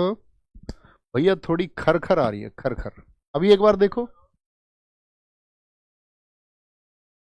क्या खर खर? मजाक तो नहीं करने लग जाते? अभी ठीक है, थम्स अप करके बताएं बॉस। अभी ठीक है, फिर कंटिन्यू करते हैं आगे। Okay okay okay. तो बताओ, दक्षिण अफ्रीका में रहने की अवधि में महात्मा गांधी ने जिस पत्रिका का प्रकाशन किया था, तो वो कौन सी थी? महात्मा गांधी ने इंडियन ओपिनियन निकाली थी। इंडियन ओपिनियन कब की? इंडियन ओपिनियन 1903 की, 1903 की। हिंद स्वराज भी कहां पर निकाली थी इन्होंने? यही निकाली थी, हिंद स्वराज। ठीक है, अफ्रीका में ही हिंद स्वराज ये निकाली थी 1909 में। 1909 में। क्या नवजीवन भी गांधी जी की मैगजीन है? ठीक है, आप कहोगे हाँ जी नवजीवन, लेकिन ये भारत आकर के नवजीवन हो गई, यंग इंडिया हो गई, और बताओ कौन सी थी? Young India. हरिजन पत्रिका हो गई, हरिजन पत्रिका 1933 वाली। हरिजन पत्रिका का इन्होंने कब प्रकाशन किया था? 1933 में किया था, 1933 में किया। ये गांधी जी की पत्रिकाएं हैं, ठीक है। गांधी जी की आत्मकथा का नाम बताओ, जो उनकी ऑटोबायोग्राफी है, और किस लैंग्वेज में उन्होंने लिखी थी? गांधी जी की जो आत्मकथा है, आत्मकथा का नाम है, क्या बोलोगे? आत्मकथा का नाम क्या है आपका, जो इनकी ऑटोबायोग्राफी है? द एक्सपेरिमेंट्स विद, बोलो विद, नहीं, story of my experiment with truth. क्या बोलोगे? The story of experiment. या सीधे लिख लो ना, स्टोरी, स्टोरी की जरूरत नहीं है आपका। Experiment, my experiment with truth. क्या बोलेंगे? My experiment, my experiments with truth. Hindi में बोले तो, हिंदी में बोले तो सत्य के साथ मेरे प्रयोग, सत्य के साथ मेरे प्रयोग। किस भाषा में लिखी? गुजराती भाषा में लिखी। किसमें? गुजराती भाषा में लिखी। अब एसएससी क्या करता है? गुजराती भाषा में लिखी, और इसका इंग्लिश ट्रांसलेशन किसने किया? इंग्लिश ट्रांसलेशन तो पूछ लेगा, इंग्लिश ट्रांसलेशन किसने किया इसका? तो इनके सचिव ही थे, इनके सेक्रेटरी थे महादेव देसाई। कौन? महादेव देसाई। उन्होंने इस इंग्लिश को ट्रांसलेट किया था, ठीक है। इन्होंने एक संगठन बनाया था दक्षिण अफ्रीका में, नटाल कांग्रेस। नटाल कांग्रेस की स्थापना कब हुई थी बताओ? दक्षिण अफ्रीका में ही क्या बनाया था इन्होंने? एक नटाल कांग्रेस बनाया था गांधी जी ने, Natal Congress. Gandhi ji Africa गए कब थे? तो उसके अगले वर्ष, याद रखना। नटाल कांग्रेस 1894 में इन्होंने बनाया था, 1894 में इन्होंने बनाया था। ओके। गांधी जी के ट्रस्टीशिप के सिद्धांत के प्रतिपादन के संबंध में निम्नलिखित युग्मों में से कौन सा एक सही नहीं है? ट्रस्टीशिप का सिद्धांत उन्होंने कहाँ दिया था? दक्षिण अफ्रीका 1903, लंदन 1904, कोई लेना देना नहीं उनका इससे, दिल्ली से लेना देना नहीं। क्या बोलोगे? दिल्ली से मतलब 1905 में लेना देना नहीं है। तो दक्षिण अफ्रीका 1903 में उन्होंने ये सिद्धांत दिया। मुझे बताओ, सर्वप्रथम उन्होंने जो सत्याग्रह वर्ड था उसका इस्तेमाल कब, किस वर्ष में किया? सर्वप्रथम सत्याग्रह, सत्याग्रह शब्द का इस्तेमाल, सत्याग्रह शब्द का जो उन्होंने इस्तेमाल किया वो किस ईयर में किया इस्तेमाल? यूज ऑफ सत्याग्रह इन 1906। कहाँ पर थे 1906 में? अफ्रीका में। और जगह कौन सी थी? ये थी ट्रांसवाल। क्या वो जगह थी? ट्रांसवाल थी आपका अफ्रीका में। ट्रांसवाल विधानसभा पड़ती थी, तो वहां पर इन्होंने इसको किया था। क्यों गए थे भैया ये बताओ? साउथ अफ्रीका किसका मुकदमा लड़ने गए थे? तो साउथ अफ्रीका गए थे ये आपका किसका, ये तो आप जानते हो यार, छोटी सी ईयर बता दो बस। शेख अब्दुल्ला का मुकदमा लड़ने गए, एक व्यापारी आदमी था। साउथ अफ्रीका गए कब थे? आपका 1893 में। और वापस कब आए ये बताओ? ये वापस कब आए थे? तो वापस आए हैं जिस दिन आपका प्रवासी भारत दिवस मनता है, 9 जनवरी 1915। किसने मनाया था इनको वापस आने के लिए? तो याद रखना, गोपाल कृष्ण गोखले, जो इनके पॉलिटिकल टीचर हैं, के आग्रह पर उन्होंने इंसिस्ट किया, तब ये आए थे। On insistence of Gopal Krishna Gokhale, तब ये आए आपका। अच्छा, भारत में ये किस जगह पर, किस बंदरगाह पर आए थे? जब भारत में आए तो आप क्या बोलोगे? ये भारत में आए थे आपका अपोलो बंदरगाह। क्या बोलेंगे? अपोलो बंदरगाह। तो कितने वर्ष बिता के आए ये? कितने वर्ष बिता के आए अफ्रीका में? अपोलो बंदरगाह जो कि बम्बई में स्थित है। कहाँ पर स्थित है? बम्बई में स्थित है, वहां पर ये आए थे। एक मुझे बताओ, किस स्टेशन पर इनको साथी वहां अफ्रीका में नीचे उतार दिया था? आपका उसके वर्ण व्यवस्था के मतलब रंग भेद के चलते बताया था, रंग भेद के चलते हुए, कलर डिस्क्रिमिनेशन के चलते हुए। स्टेशन कौन सा था जहां पर इनको नीचे उतार दिया गया था? नीचे पूछ लिया जाता है इनसे किस स्टेशन का संबंध है, तो वो है सेंट पीट्स मारित्सबर्ग। क्या बोलोगे? सेंट पीट्स मारित्सबर्ग, ठीक है। मारित्सबर्ग। जब ये कहाँ जा रहे हैं? जोहानसबर्ग से आपका डरबन के बीच की यात्रा पर थे, तब इनको उतार दिया गया था। मुझे बताओ, गांधी जी पहली बार जेल कब गए थे? गांधी जी पहली बार जेल किस वर्ष में गए थे? तो पहली बार जेल गए थे 1908 में। ये सब घटनाएं कहाँ की हैं? ये अफ्रीका की घटनाएं हैं। कहाँ की? अफ्रीका की घटनाएं हैं। बहुत बढ़िया जी। छोटा बच्चा कह रहे हैं फिनिक्स आश्रम की स्थापना 1904 में हुई। अरे वाह, कमाल। गांधी जी ने अपना प्रथम सत्याग्रह आरंभ किया था कब? तुर्की पर ब्रिटिश आक्रमण के विरुद्ध, भारत सरकार अधिनियम 1935 से। अपना प्रथम सत्याग्रह तो यहाँ पर क्या है आपका? रॉलेट एक्ट के विरुद्ध। रॉलेट एक्ट के विरुद्ध क्या हम कह देंगे? तो आप कहेंगे मजदूरों को कम वेतन दिए जाने के विरुद्ध में उन्होंने इसको शुरू किया था, प्रथम सत्याग्रह। तो मुझे बताएं, भारत में उनका प्रथम सत्याग्रह साथी किस नाम से जाना जाता है 1917 का? तो 1917 वो कहाँ गए थे आपका? 1917 में उन्होंने किया था आपका चंपारण में, चंपारण में, ठीक है, चंपारण में। और चंपारण में इनको जो साथी आपका जो निमंत्रण दिया था वो किसने दिया था? तो कांग्रेस अधिवेशन हुआ था 1916 में, जिसके अंबिका चरण मजूमदार थे लखनऊ में, तो वहां गांधी से मुलाकात की थी किसने? राजकुमार शुक्ल ने। किसने? राजकुमार शुक्ल ने। क्यों बुला के ले गए थे भैया? चंपारण किस जगह पड़ता है? तो चंपारण पड़ता है बिहार में। किस प्रथा के खिलाफ ये आक्रमण हुआ आपका? तो यहाँ पर क्या था? यहाँ पर चलती थी तीन कठिया प्रणाली। तीन कठिया प्रणाली का मतलब क्या था आपका? तीन कठिया प्रणाली किसकी खेती से जुड़ी हुई थी? तो ये आपका तीन कठिया प्रणाली का मतलब है 3/20 भाग। यानी कि आपके पास 20 बीघे जमीन है तो 3 बीघे पर आपको नील की खेती करनी पड़ेगी। क्या करनी पड़ेगी? नील की खेती करनी पड़ेगी। और नील की खेती क्योंकि भूमि को अंजर भी बनाती थी और मेहनत बहुत ज़्यादा थी, तो गांधी जी यहाँ पर गए, उन्होंने लोगों के हालात देखे, तो वहाँ पर स्कूल भी खोले गए आपका, जैसे कि आपका वहाँ पे मधुबनी में स्कूल खोला गया, वो इसी आंदोलन की वजह से। और जैसे 1918 में मुझे बताओ, 1918 में गांधी जी ने कौन से दो आंदोलन करे? तो एक तो अहमदाबाद, अहमदाबाद मिल मजदूर किया। अहमदाबाद मिल मजदूर, मिल मजदूर में क्या था कि मिल मजदूरों की जो है आपका, बोलेंगे इनकी जो मांग वहां पर नहीं मानी जा रही थी। और आपका यहाँ पर खेड़ा सत्याग्रह, ये किसानों के लिए खेड़ा सत्याग्रह। तो यहाँ पर क्या था? मिल मजदूरों की मांग नहीं मांगी जा रही थी क्योंकि उनके जो पेंशन का या बोनस का जो उनको वादा किया गया था, बोनस का 50% का वो नहीं दे रहे थे। और क्या दे रहे थे वो? 20%। तो कितने परसेंट पर उनकी सहमति बनी थी? बोलो भाई फटाफट से। बोलेंगे भी फटाफट से। सुशील कुमार कह रहे हैं भैया जी क्या कह रहे हैं, भारतीय करेंसी नोटों पर गांधी जी की फोटो कब से छपी थी? गांधी जी की फोटो छपी थी 1969। बोलो जी फटाफट, सारे लोगों का आंसर है। खेड़ा सत्याग्रह, खेड़ा सत्याग्रह, खेड़ा कहाँ पर पड़ता है? तो ये भी गुजरात में, ये भी अहमदाबाद में। तो ये यहाँ पर कितने परसेंट पर? 35% पर यहाँ पर वो मान गए थे, 35% पर, एकदम से ठीक आंसर किया। 35% पर वो मान गए, 69 नहीं सॉरी 96।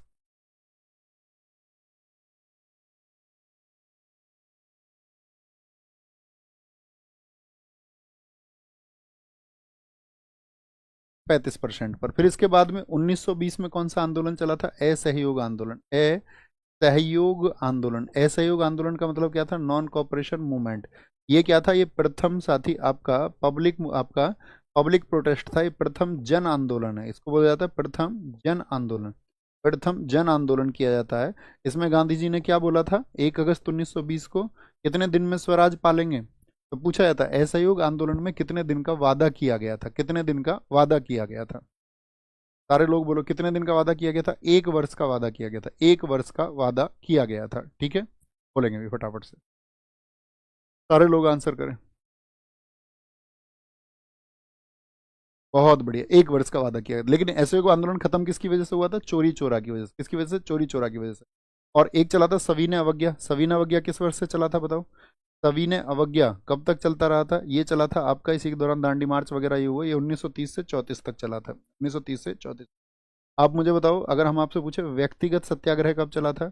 व्यक्तिगत सत्याग्रह कब चला था? व्यक्तिगत सत्याग्रह तो ये चला था आपका 1940 में, 1940 में। आपसे पूछे भारत छोड़ो आंदोलन कब चला था देश में?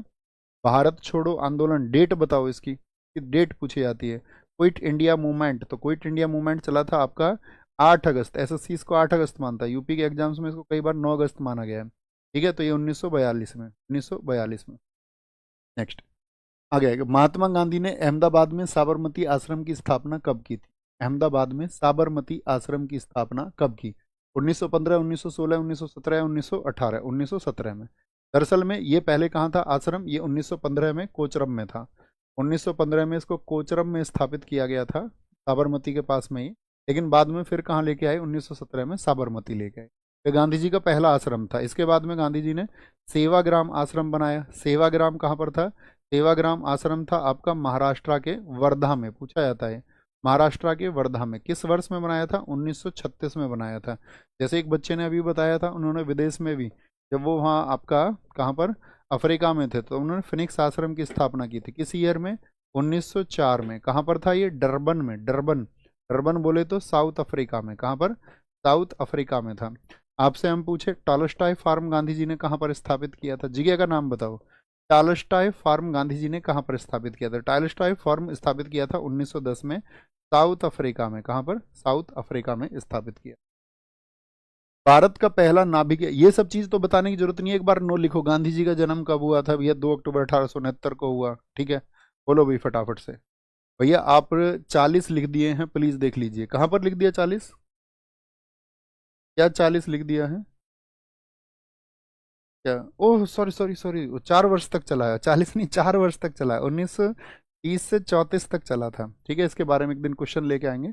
गोलमेज बीच में इरविन ने बहका लिया था गांधी जी को, तो भैया उधर दूसरे गोलमेज में चल लो। दूसरे गोलमेज में क्या हुआ? फिर शर्तें पूरी नहीं, तो वापस आके सभी ने अवज्ञा आंदोलन को चला दिया गया। ओके, बोलेंगे मैं फटाफट से, बोलो भाई। सारे लोग बोलेंगे भैया 1996 में आपका फोटो आया था ना? नहीं देखो, ऐसा था, पहला है 1 रुपए का फोटो 1969 में।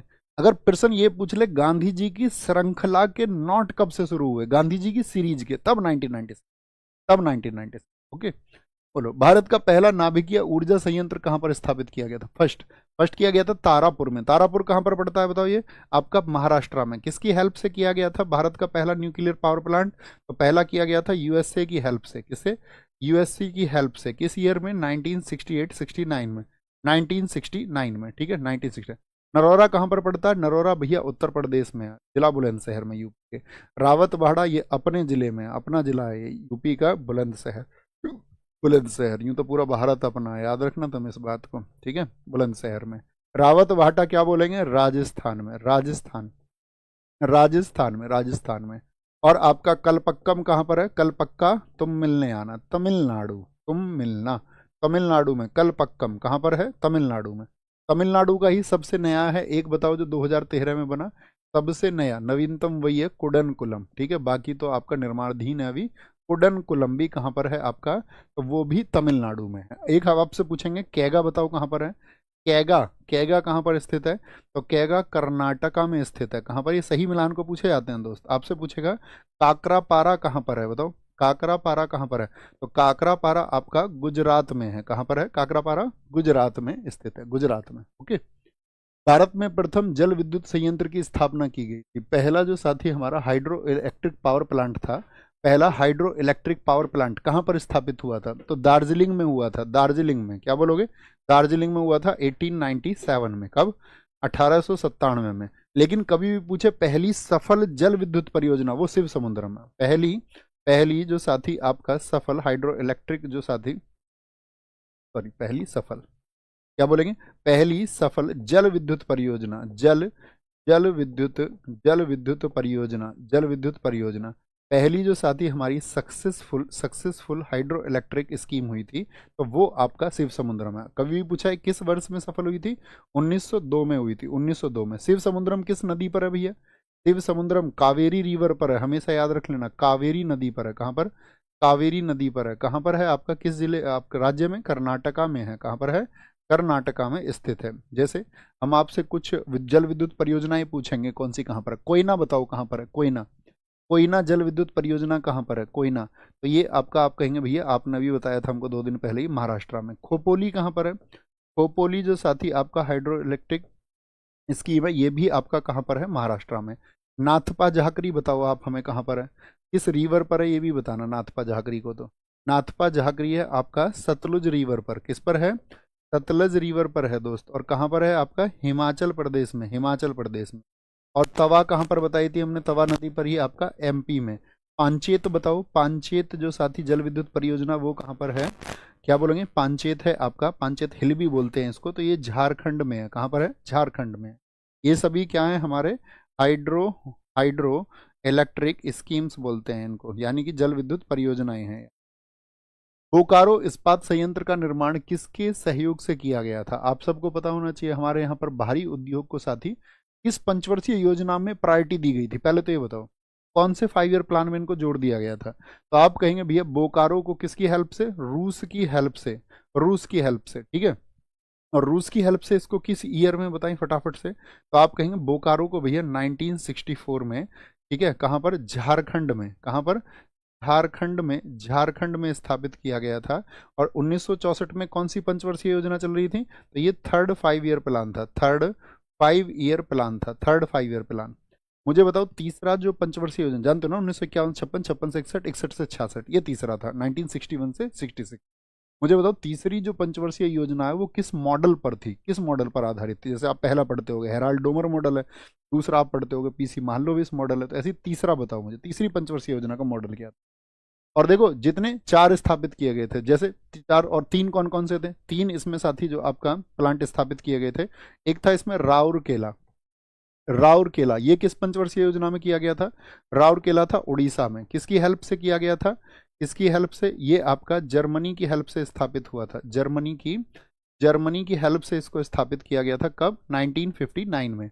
इनका ईयर बहुत इंपॉर्टेंट होता है दोस्त, याद रख लेना। राउरकेला, जैसे एक भिलाई था, भिलाई कहाँ पर स्थित है बताओ? भिलाई छत्तीसगढ़ में है। कहाँ पर? छत्तीसगढ़। और हमारी भिलाई का काम कौन करता है? रूस। रूस ये कब स्थापित हुआ? 1959 में। हालांकि इसका फंक्शनिंग जो शुरू हुआ था आपका 1959 में शुरू हुआ था। अगर पूछ ले कभी 1959 में शुरू ना दे करके आपसे ये पूछ ले स्थापित कब हुआ था, तो 1955 में इसको स्टैब्लिश किया गया था। 1955 में, शुरू 1959 में। राउरकेला हो गया आपका, और एक बोकारो हो गया, भिलाई हो गया, एक था दुर्गापुर। दुर्गापुर कहाँ पर था आपका? दुर्गापुर था वेस्ट बंगाल में। क्या बोलोगे? वेस्ट बंगाल में। ये क्या बोलोगे? यूनाइटेड किंगडम की हेल्प से। किसकी हेल्प से?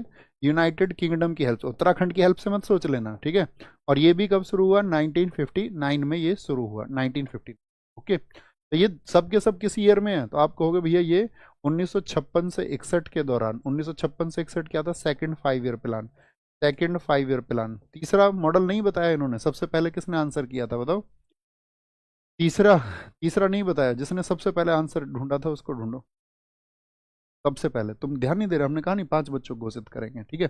एक मुझे बताओ, सेल, सेल का फुल फॉर्म क्या है? Steel authority of India limited. इसका जो साथी आपका प्रोडक्शन शुरू हुआ या इसको स्थापित किया गया कब, बताओ?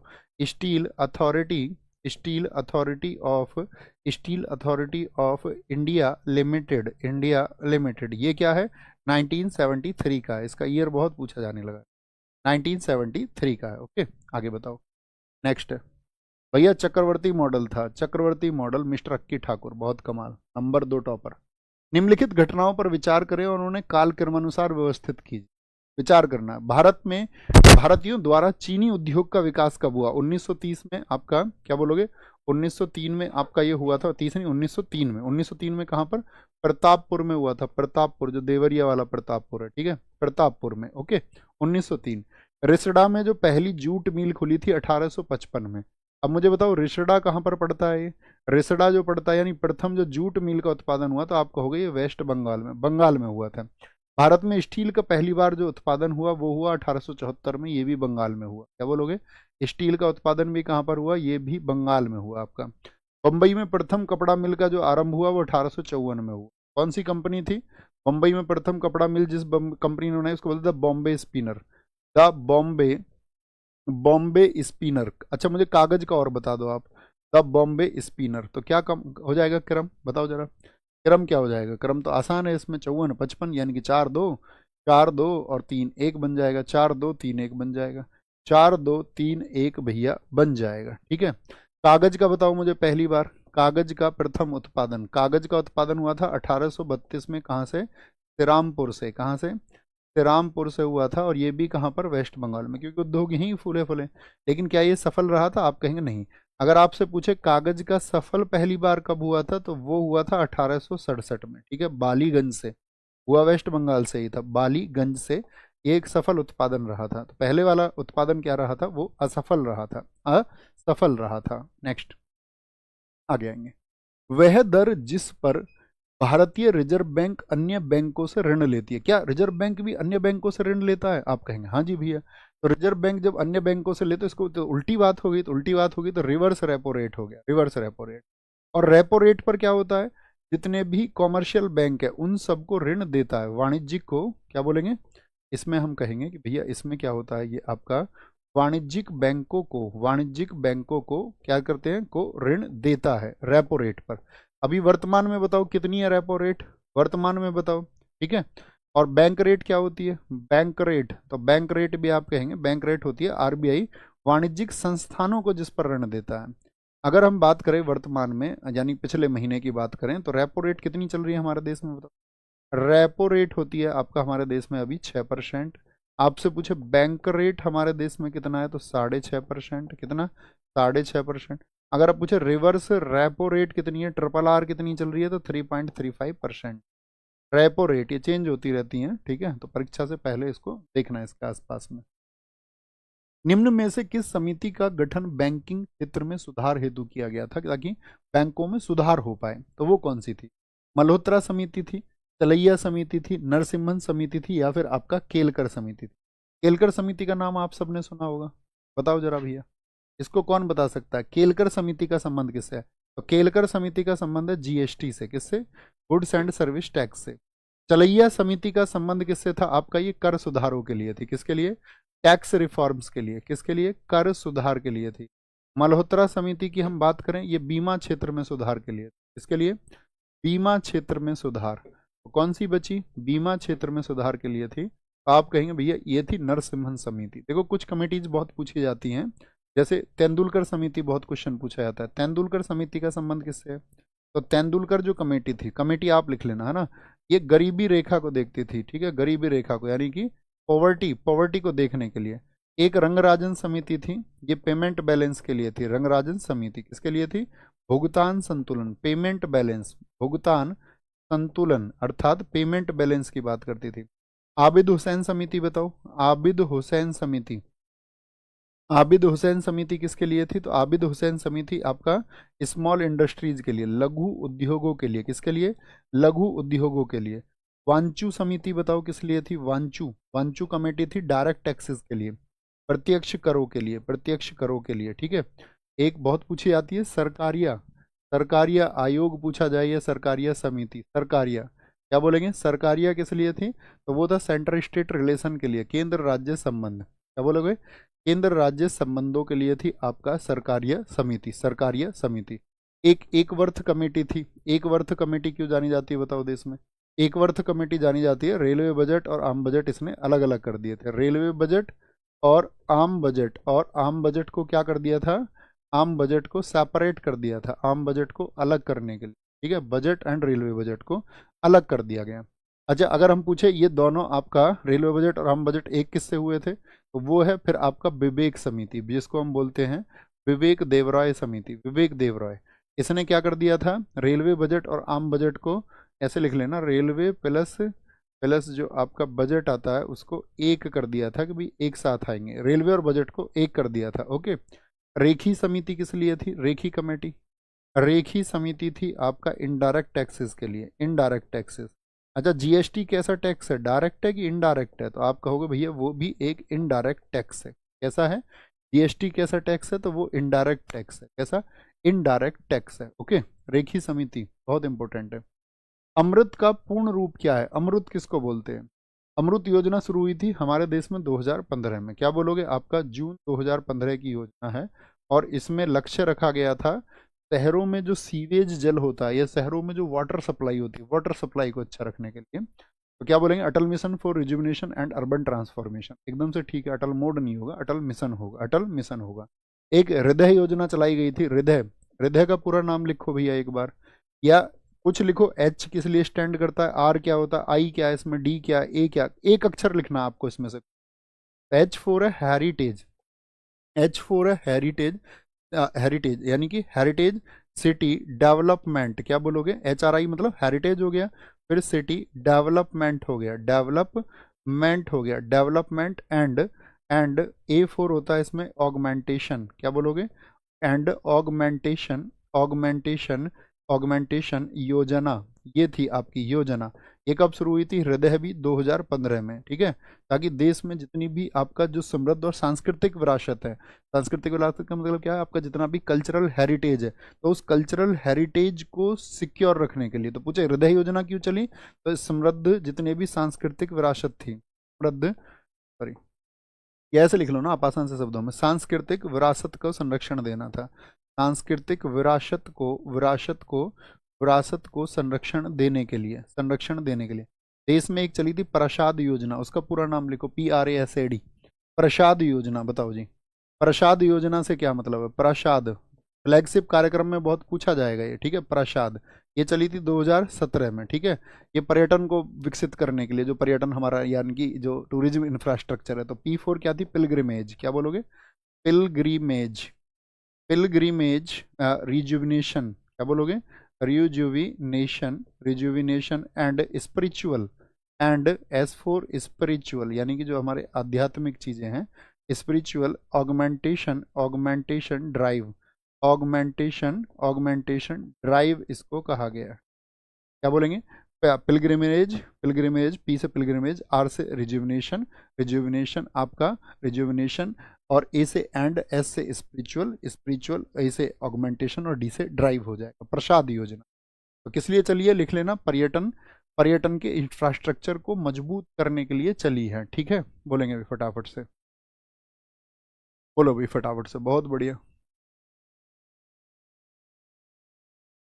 आगे आएंगे, क्या बोलोगे, उपभोक्ता अधिकारों से संबंधित कोपरा का क्या पूर्ण रूप क्या है, कोपरा क्या होता है, कोपरा क्या होता है, बोलो, आर ए कंज्यूमर, सीओ से कंज्यूमर, PR से प्रोटेक्शन और ए से एक्ट, कंज्यूमर प्रोटेक्शन एक्ट होता है ये, कंज्यूमर प्रोटेक्शन एक्ट किस ईयर में आया था, कंज्यूमर प्रोटेक्शन एक्ट, तो आप कहोगे कंज्यूमर उपभोक्ता के अधिकारों को संरक्षित करने के लिए 1986 में आया था, कब आया था, 1986 में हुआ। लेकिन कभी भी पूछ ले इसमें प्रतिस्थापन कब से हुआ, अभी रिफॉर्म्स हुए इसमें, तो इसकी जगह क्या हुआ, प्रतिस्थापन 2019 में हो गया, इसका कब हो गया, 2019 में इसको प्रतिस्थापित कर दिया गया है।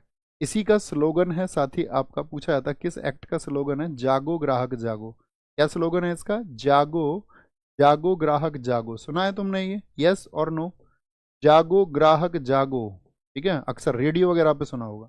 एक हमारे देश में चलता है एग मार्क एक्ट, बताओ एग मार्क एक्ट किस लिए होता है? एग मार्क एक्ट होता है 1937 का है। ये खाने के उत्पादों पर होता है, जितने भी खाने के उत्पाद हैं हमारे, खाने के उत्पाद हैं आपका, ठीक है, खाने के उत्पाद हैं। ट्रेडमार्क एक्ट ये कब आया था? ट्रेडमार्क आपने देखा होगा कि भाई आपको कोई बिजनेस कर रहे हैं तो उसके लिए आपको ट्रेडमार्क लेना पड़ेगा। ये 1999 का है। ये क्या है? ये जितनी भी गुड्स एंड सर्विसेज हैं, वस्तु और सेवा की पहचान और कौन सी इस चीज़ के उपयोग के लिए, पहचान और उसका उपयोग, यानी कि उसको साथ ही आपका कैटेगराइज करने के लिए ट्रेडमार्क एक्ट आया। अच्छा, ट्रेडमार्क एक्ट इसमें संशोधन कब हुआ आपसे पूछ ले? ट्रेडमार्क एक्ट में संशोधन कब हुआ? 2016 में हुआ। कब हुआ? 2016 में हुआ। हमारे देश में एक आईएसआई मार्का चलता है, नहीं चलता? आप कहेंगे हाँ जी भैया। आईएसआई किस लिए होता है? औद्योगिक उत्पादों के लिए, जितने भी इंडस्ट्रियल प्रोडक्ट्स हैं, जितने भी इंडस्ट्रियल प्रोडक्ट्स हैं औद्योगिक उत्पादों के लिए होता है। आईएसआई का पूरा नाम लिखो तो क्या होता है? Indian standard institution. क्या होता है आईएसआई का पूरा नाम? आईएसआई का नाम क्या होता है? इंडियन स्टैंडर्ड इंस्टीट्यूशन होता है, इंस्टीट्यूशन होता है। बहुत बढ़िया, एबीसी ने लिखा है 15 मार्च को उपभोक्ता अधिकार दिवस मनाया जाता है। हाँ जी, एक की माचिस 5 में दे दी तो उपभोक्ता के अधिकारों का हनन हो गया।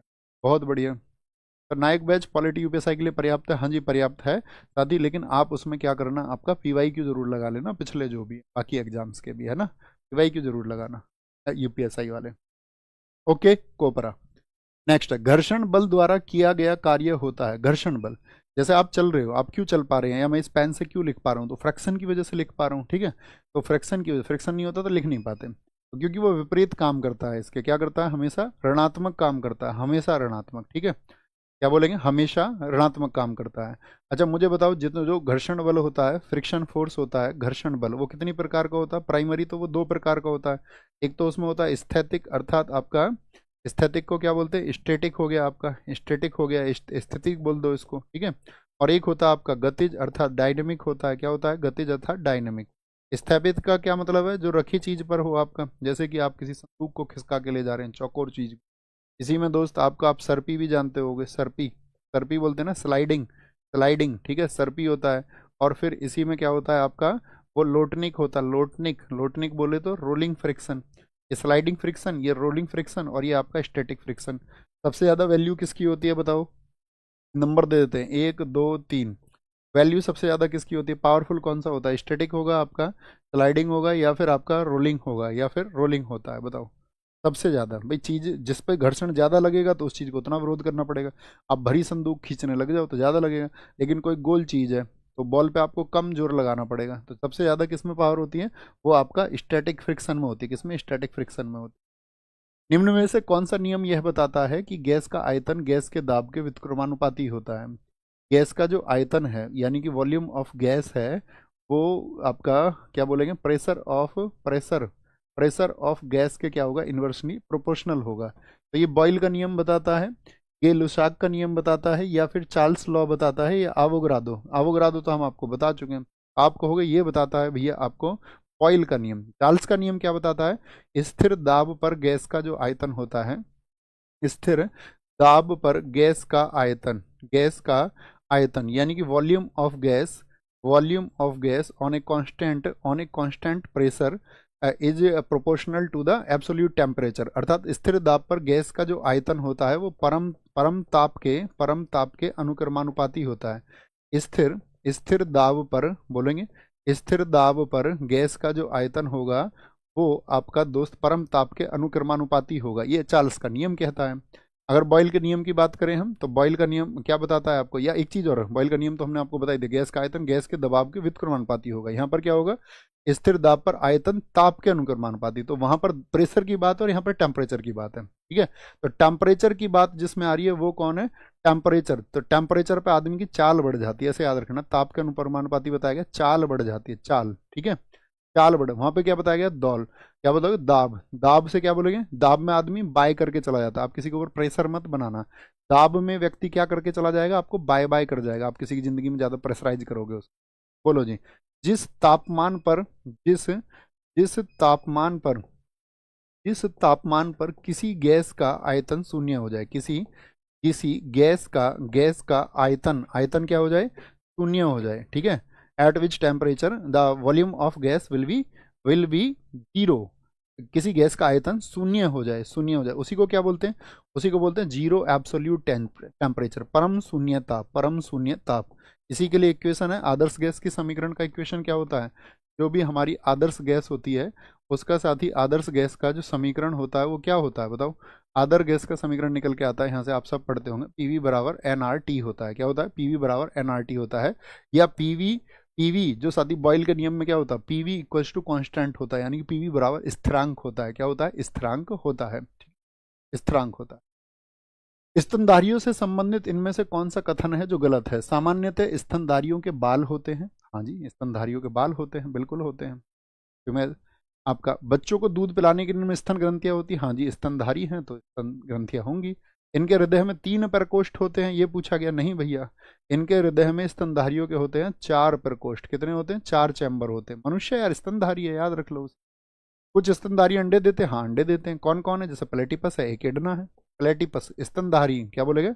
आपसे ये पूछ लेगा स्तनधारी जो अंडा देते हैं उनका नाम लिखो, तो क्या बोलोगे? एकिडना है और आपका प्लेटिपस है, प्लेटिपस है। याद रख लेना, जब भी स्तनधारी हो तो एक स्टेटमेंट और पूछा जाता है, क्या ये उच्च तापी होते हैं? उच्च तापी और नियत तापी दोनों होते हैं, याद रख लेना। क्या होते हैं? ये आपका हाइपरथर्मिया और टेरेस्ट्रियल दोनों होते हैं, नियत तापी दोनों होते हैं। क्या बोलेंगे? Hyperthermia and terrestrial, both of them. Okay. मछलियों में रक्त परिसंचरण के संबंध में, रक्त परिसंचरण से मतलब ब्लड सर्कुलेशन चल रहा है किसमें? आपका मछलियों में। तो उसमें क्या होगा? वो निलय से रक्त केवल क्लोमो गिल्स में जाता है, गलत बताना है। क्लोमो से रक्त शरीर के बाकी हिस्सों में जाता है, एकदम से ठीक है। कहाँ जाएगा? निलय से आपका क्लोम्स में, और क्लोम्स से आपका बाकी हिस्सों में। दो कक्षीय हृदय में दोहरा परिसंचरण, देखो याद रख लेना, मत्स्य वर्ग में कभी भी दोहरा नहीं होता, इसमें साथ ही आपका सिंगल सर्कुलेशन होता है, यानी कि इकहरा होता है, इकहरा, इकहरा परिसंचरण होता है, इकहरा। शरीर से रक्त अलिंद में प्रवेश करता है, एकदम से ठीक बात है, यानी कि वही गलत हो गया। क्या बोलेंगे? वही गलत हो गया आपका। और आपका अगर हम आपसे यहाँ पे एक क्वेश्चन पूछ सकते हैं, मुझे बताओ जितने भी मत्स्य होते हैं, मछली होती हैं, वो सब के सब आपका अपशिष्ट का उत्सर्जन करते हैं या नहीं? एक्सक्रेशन ऑफ वेस्ट करते हैं या नहीं करते? अपशिष्ट का उत्सर्जन, अपशिष्ट तो मनुष्य भी निकालता है अपनी बॉडी से। आप कहेंगे हाँ भैया सुबह को हम भी चले जाते हैं। अपशिष्ट का उत्सर्जन जो होता है, एक्सक्रीशन ऑफ वेस्ट होता है, तो मछलियों से वो किस फॉर्मेट में होता है? तो याद रखना, अमोनिया के फॉर्मेट में होता है। किसमें? अमोनिया के फॉर्मेट में। और पक्षी इसी को किस फॉर्मेट में करेंगे? पक्षी कभी भी पूछा जाए, पक्षी जो उत्सर्जन करते हैं वो याद रख लेना, पक्षी जो उत्सर्जन करते हैं साथी, जैसे ये अमोनिया के फॉर्मेट में करेगा, ठीक है, तो पक्षी किस फॉर्मेट में करेंगे? यूरिक एसिड के फॉर्मेट में, यूरिक अम्ल। और मनुष्य किस में करता है? मनुष्य की बात करें अगर हम, ह्यूमन की बात करें, तो मानव जो होता है, मानव जो होता है वो फॉर्मेट में आता है यूरिया के फॉर्मेट में, यूरिया, यूरिया के फॉर्मेट में। यूरिया का फॉर्मूला लिखो फटाफट से। यूरिया का फॉर्मूला क्या होता है? CH2 यार मैं ही भूल गया, नहीं सॉरी, NH2CONH2 होता है। क्या होता है? NH2CONH2 होता है, NH2ONH2, यानी NH2 का होल ट्वाइस CO होता है। किसने बनाया था यूरिया को? फ्रेडरिक वोलर ने, फ्रेडरिक वोलर ने बनाया था। किसने बताया? फ्रेडरिक वोलर ने उसको बनाया था। ओके, ये आपको याद रख लेना। देखो यहाँ पे एक क्वेश्चन होगा कि अगर मैं पूछूं, मछली, मछली सांस लेती है, रेस्पिरेशन करती है, वो श्वसन दर होती है, तो इसका जो श्वसन होता है वो किससे होता है? गलफड़ों से होता है, याद रखना, गिल से होता है। श्वसन कैसे करती है अपना? गलफड़ों से होता है, यानी कि गिल से होता है, ठीक है। सबसे जहरीली मछली कौन सी है बताओ जरा? दुनिया में ज्ञात सबसे जहरीली मछली पफ्फर है। कौन सी है? पफ्फर, पफ्फर याद रखना। हाल ही में इसरो ने भारत का पहला एनालॉग अंतरिक्ष मिशन कहाँ शुरू किया है? पहला एनालॉग अंतरिक्ष मिशन वो शुरू किया है साथ ही आपका लेह में। क्या बोलोगे? लेह में किया है, लेह में। इसरो की स्थापना बताओ, इसरो को कब स्थापित किया गया? इसरो को 1969 में स्थापित किया गया था। डेट थी 15 अगस्त, 15 अगस्त। हेडक्वार्टर क्या है इसका? हेडक्वार्टर है इसका बेंगलुरु। क्या बोलोगे? बेंगलुरु। अगर मैं आपसे पूछूं पहले क्या होता था ये इसरो? इसरो पहले होता था ये इंकोस पार। क्या होता था? इसको पहले बोलते थे इंकोस पार, इंकोस पार इसको बोलते थे। यानी कि क्या बोलेंगे यहाँ पर, यहाँ से बोलते थे हम इसको Indian national committee on space and research, space and research. तो क्या बोलेंगे इसको? पहले कहा जाता था इसको राष्ट्रीय अंतरिक्ष अनुसंधान समिति, राष्ट्रीय अंतरिक्ष अनुसंधान समिति। बहुत बार पूछा जाता है कि भैया इसकी पूर्ववर्ती संस्था कौन सी थी? अंतरिक्ष अनुसंधान समिति। तो इसको पूछा था पहले इसकी पूर्ववर्ती संस्था कौन सी थी? तो पहले इनको स्पार था। कब बना था? 1962 में बना था, 1962। फिर इसी को क्या कर दिया गया, इसरो बना दिया गया। किसने बनाया इसको, इंको स्पार, यानी इसकी जो पेरेंटल ऑर्गेनाइजेशन है उसको बनाया था विक्रम साराभाई ने। विक्रम साराभाई ने, याद रखना है इसको, विक्रम साराभाई ने इसको स्थापित किया। ठीक है, मुझे बताओ हमारे देश ने अभी हाल ही में चंद्रयान 5 की घोषणा कर दी है, वो हम किसकी मदद से भेजेंगे, वो भेजेंगे हम जापान की मदद से, जाक्सा की हेल्प से। किससे, जाक्सा कहाँ की स्पेस एजेंसी है, जाक्सा आपका जापान की है।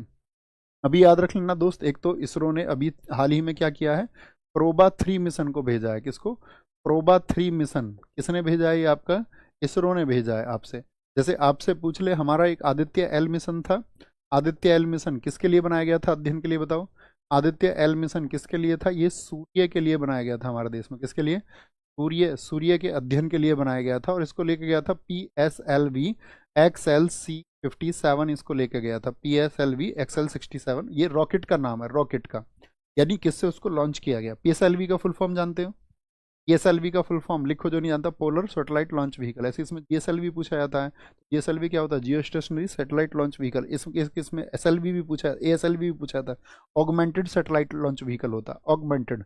देखो दोस्त, हमें इस बार भी आपका फ्राइडे आपका क्लास नहीं होगा, फ्राइडे आपका क्लास नहीं होगा। एक बार थम्स अप कर दो, सबके पास ये मैसेज रहेगा। कल होगा, फ्राइडे नहीं होगा, फ्राइडे नहीं होगा, ठीक है, क्योंकि अपनी आंखों में फिर से वही दिक्कत है, तो उसने कहा उसको रेस्ट में मेंटेन करो। आपको दिख भी रहा होगा,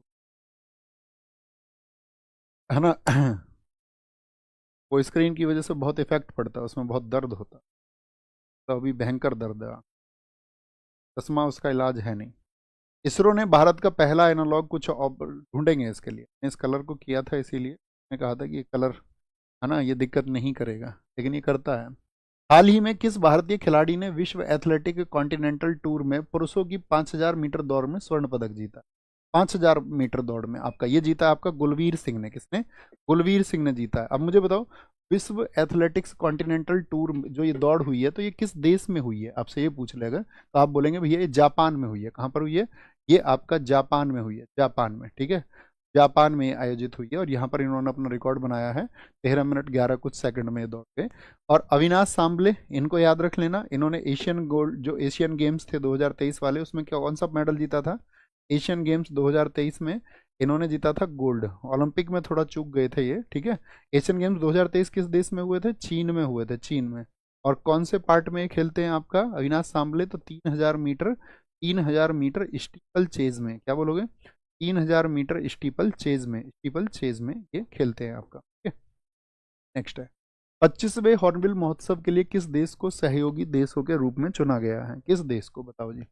हॉर्नबिल, हॉर्नबिल कहाँ पर होता है, हॉर्नबिल तो किसको चुना गया है, अभी वेल्स को चुना गया। देखो हॉर्नबिल से याद रख लेना, हॉर्नबिल की जो शुरुआत हुई थी वो हुई थी सन 2000 से। कब से हुई थी, सन 2000 से हुई थी।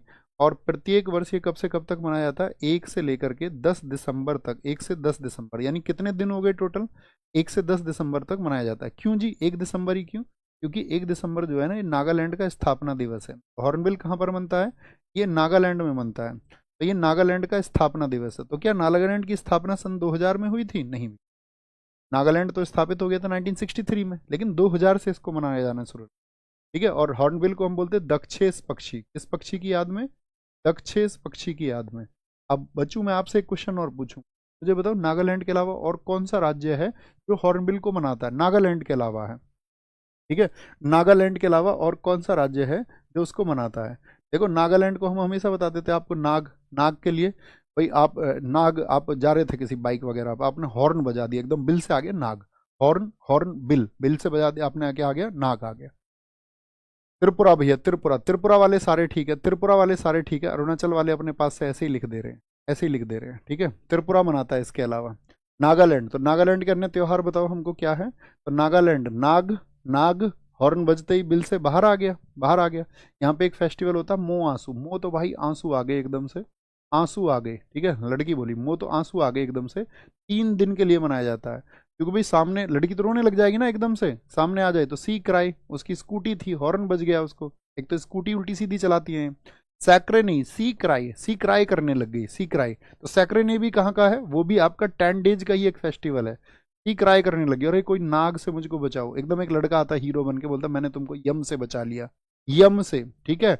और नहीं तो अभी जो नाग था ना वो आके आके लेग पे खा जाता, तुम्हारी लेग पे खा जाता, ठीक है, लेग पे खा जाता, ठीक है। बुसु दीमा, क्या बोलोगे, बुसु दीमा। और अब बोला उसने तुलुनी, तुलुनी फेस्टिवल, यानी अब हमारी तुलना तुम खराब लड़कों में मत करना, वी आर द हीरो, ठीक है। तुमको स्कूटी चलानी नहीं आती, लड़की की स्कूटी तुमने देखी होगी कैसी चलाती है वो सब जानते हो उस बारे में, कुछ बताना भी बेकार है। तो क्या बोलेंगे, ये आपका हॉर्नबिल फेस्टिवल है और ये आपका होमवर्क है। हॉर्नबिल भारत के किन दो राज्यों का राजकीय पक्षी है, राजकीय पक्षी है। आंसर लिखते रहें, आगे बढ़ते रहें, अपनी मेहनत को जारी करते रहें, ठीक है। देखो जो भी आपका स्ट्रेटजी है, स्ट्रेटजी, स्ट्रेटजी का मतलब ये है जीएस में बेहतरीन स्कोर करना है, तो दोस्त सिर्फ और सिर्फ एक तरीका है कि अपने आप को डेली, एक तो जो घंटे आप रिजर्व कर रखे होंगे आपने, 2 घंटे या 2.5 घंटे या 3 घंटे, जो भी आप जीएस पढ़ते हो, 3.5 घंटे, भाई आपका अगर कोई पार्ट स्ट्रांग है तो उसको थोड़ा कम समय दे दो, जो कमजोर है उसको थोड़ा ज़्यादा दे दे, वो बैलेंस आपको बनाना पड़ेगा। तो अपने टाइम टेबल में सुबह डेली खुद को टारगेट दें कि भाई ये मुझे सेट लगाना है, इसका रिवीजन करना है 15 मिनट में। और आपका इसके अलावा जो मेरे पास 1 घंटा बचा, 1 घंटे में उसके लिए आप ये सोच लो कि आप अपने आप को 5 टॉपिक दे दो डेली, ठीक है। 5 टॉपिक दे दो, या तो ये दे दो भी इनिशियल स्टेज से एक एक टॉपिक पढ़ता चलूंगा शुरुआत से इस सब्जेक्ट का, जिसको मैं रिवाइज करता चलूँ। तो ऐसे क्या है, डेली डेली 5 5 6 6 टॉपिक आपके थ्योरी के भी आपको रिवाइज करने, एक बार थम्सअप करो जी हाँ। यानी कि आपका एक दिन, जैसे 5 ईयर प्लान आपने किसी दिन पढ़ लिया, ठीक है। कोई बड़ा टॉपिक है तो वो 2 3 दिन में भी पढ़ लो, कोई दिक्कत नहीं है। सेंसस है, बड़ा टॉपिक है, उसको 2 3 दिन में पढ़ लो। आपका ट्रिब्यूटरीज है भारत की, आपका नदियां हैं, उनको पढ़ लो एक दिन। भारत का आपका जोग्राफिकल कंडीशन है, तो जब आप अच्छे से अगर पढ़ चुके हैं तो थ्योरी में रिवाइज बहुत जल्दी हो जाता है ना। और उसके बाद में मैक्सिमम प्रैक्टिस, मैक्सिमम प्रैक्टिस। और जब कहीं आपको लगे यार इसमें तो ये फैक्ट्री बन सकता है, तो थोड़ी सी रिसर्च भी कर लिया करो, 10 20 50 मिनट आपका, है ना। और ऐसे ही पढ़ते रहे, और उसका आपका भैया क्वेश्चन नंबर 27 देख लो एक बार। 27 में क्या हो गया भाई साहब, 27 में क्या हो गया बताओ फटाफट से, क्या हो गया 27 में। मछलियों के रक्त परिसंचरण के संबंध में गलत कथन पहचाने, क्या हुआ बताओ।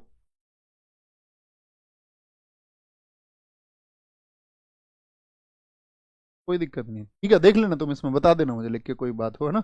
ये होमवर्क है आप सब लोगों के लिए। अपना ख्याल रखिए, बाय बाय, टेक केयर, जय हिंद, जय भारत, थैंक यू।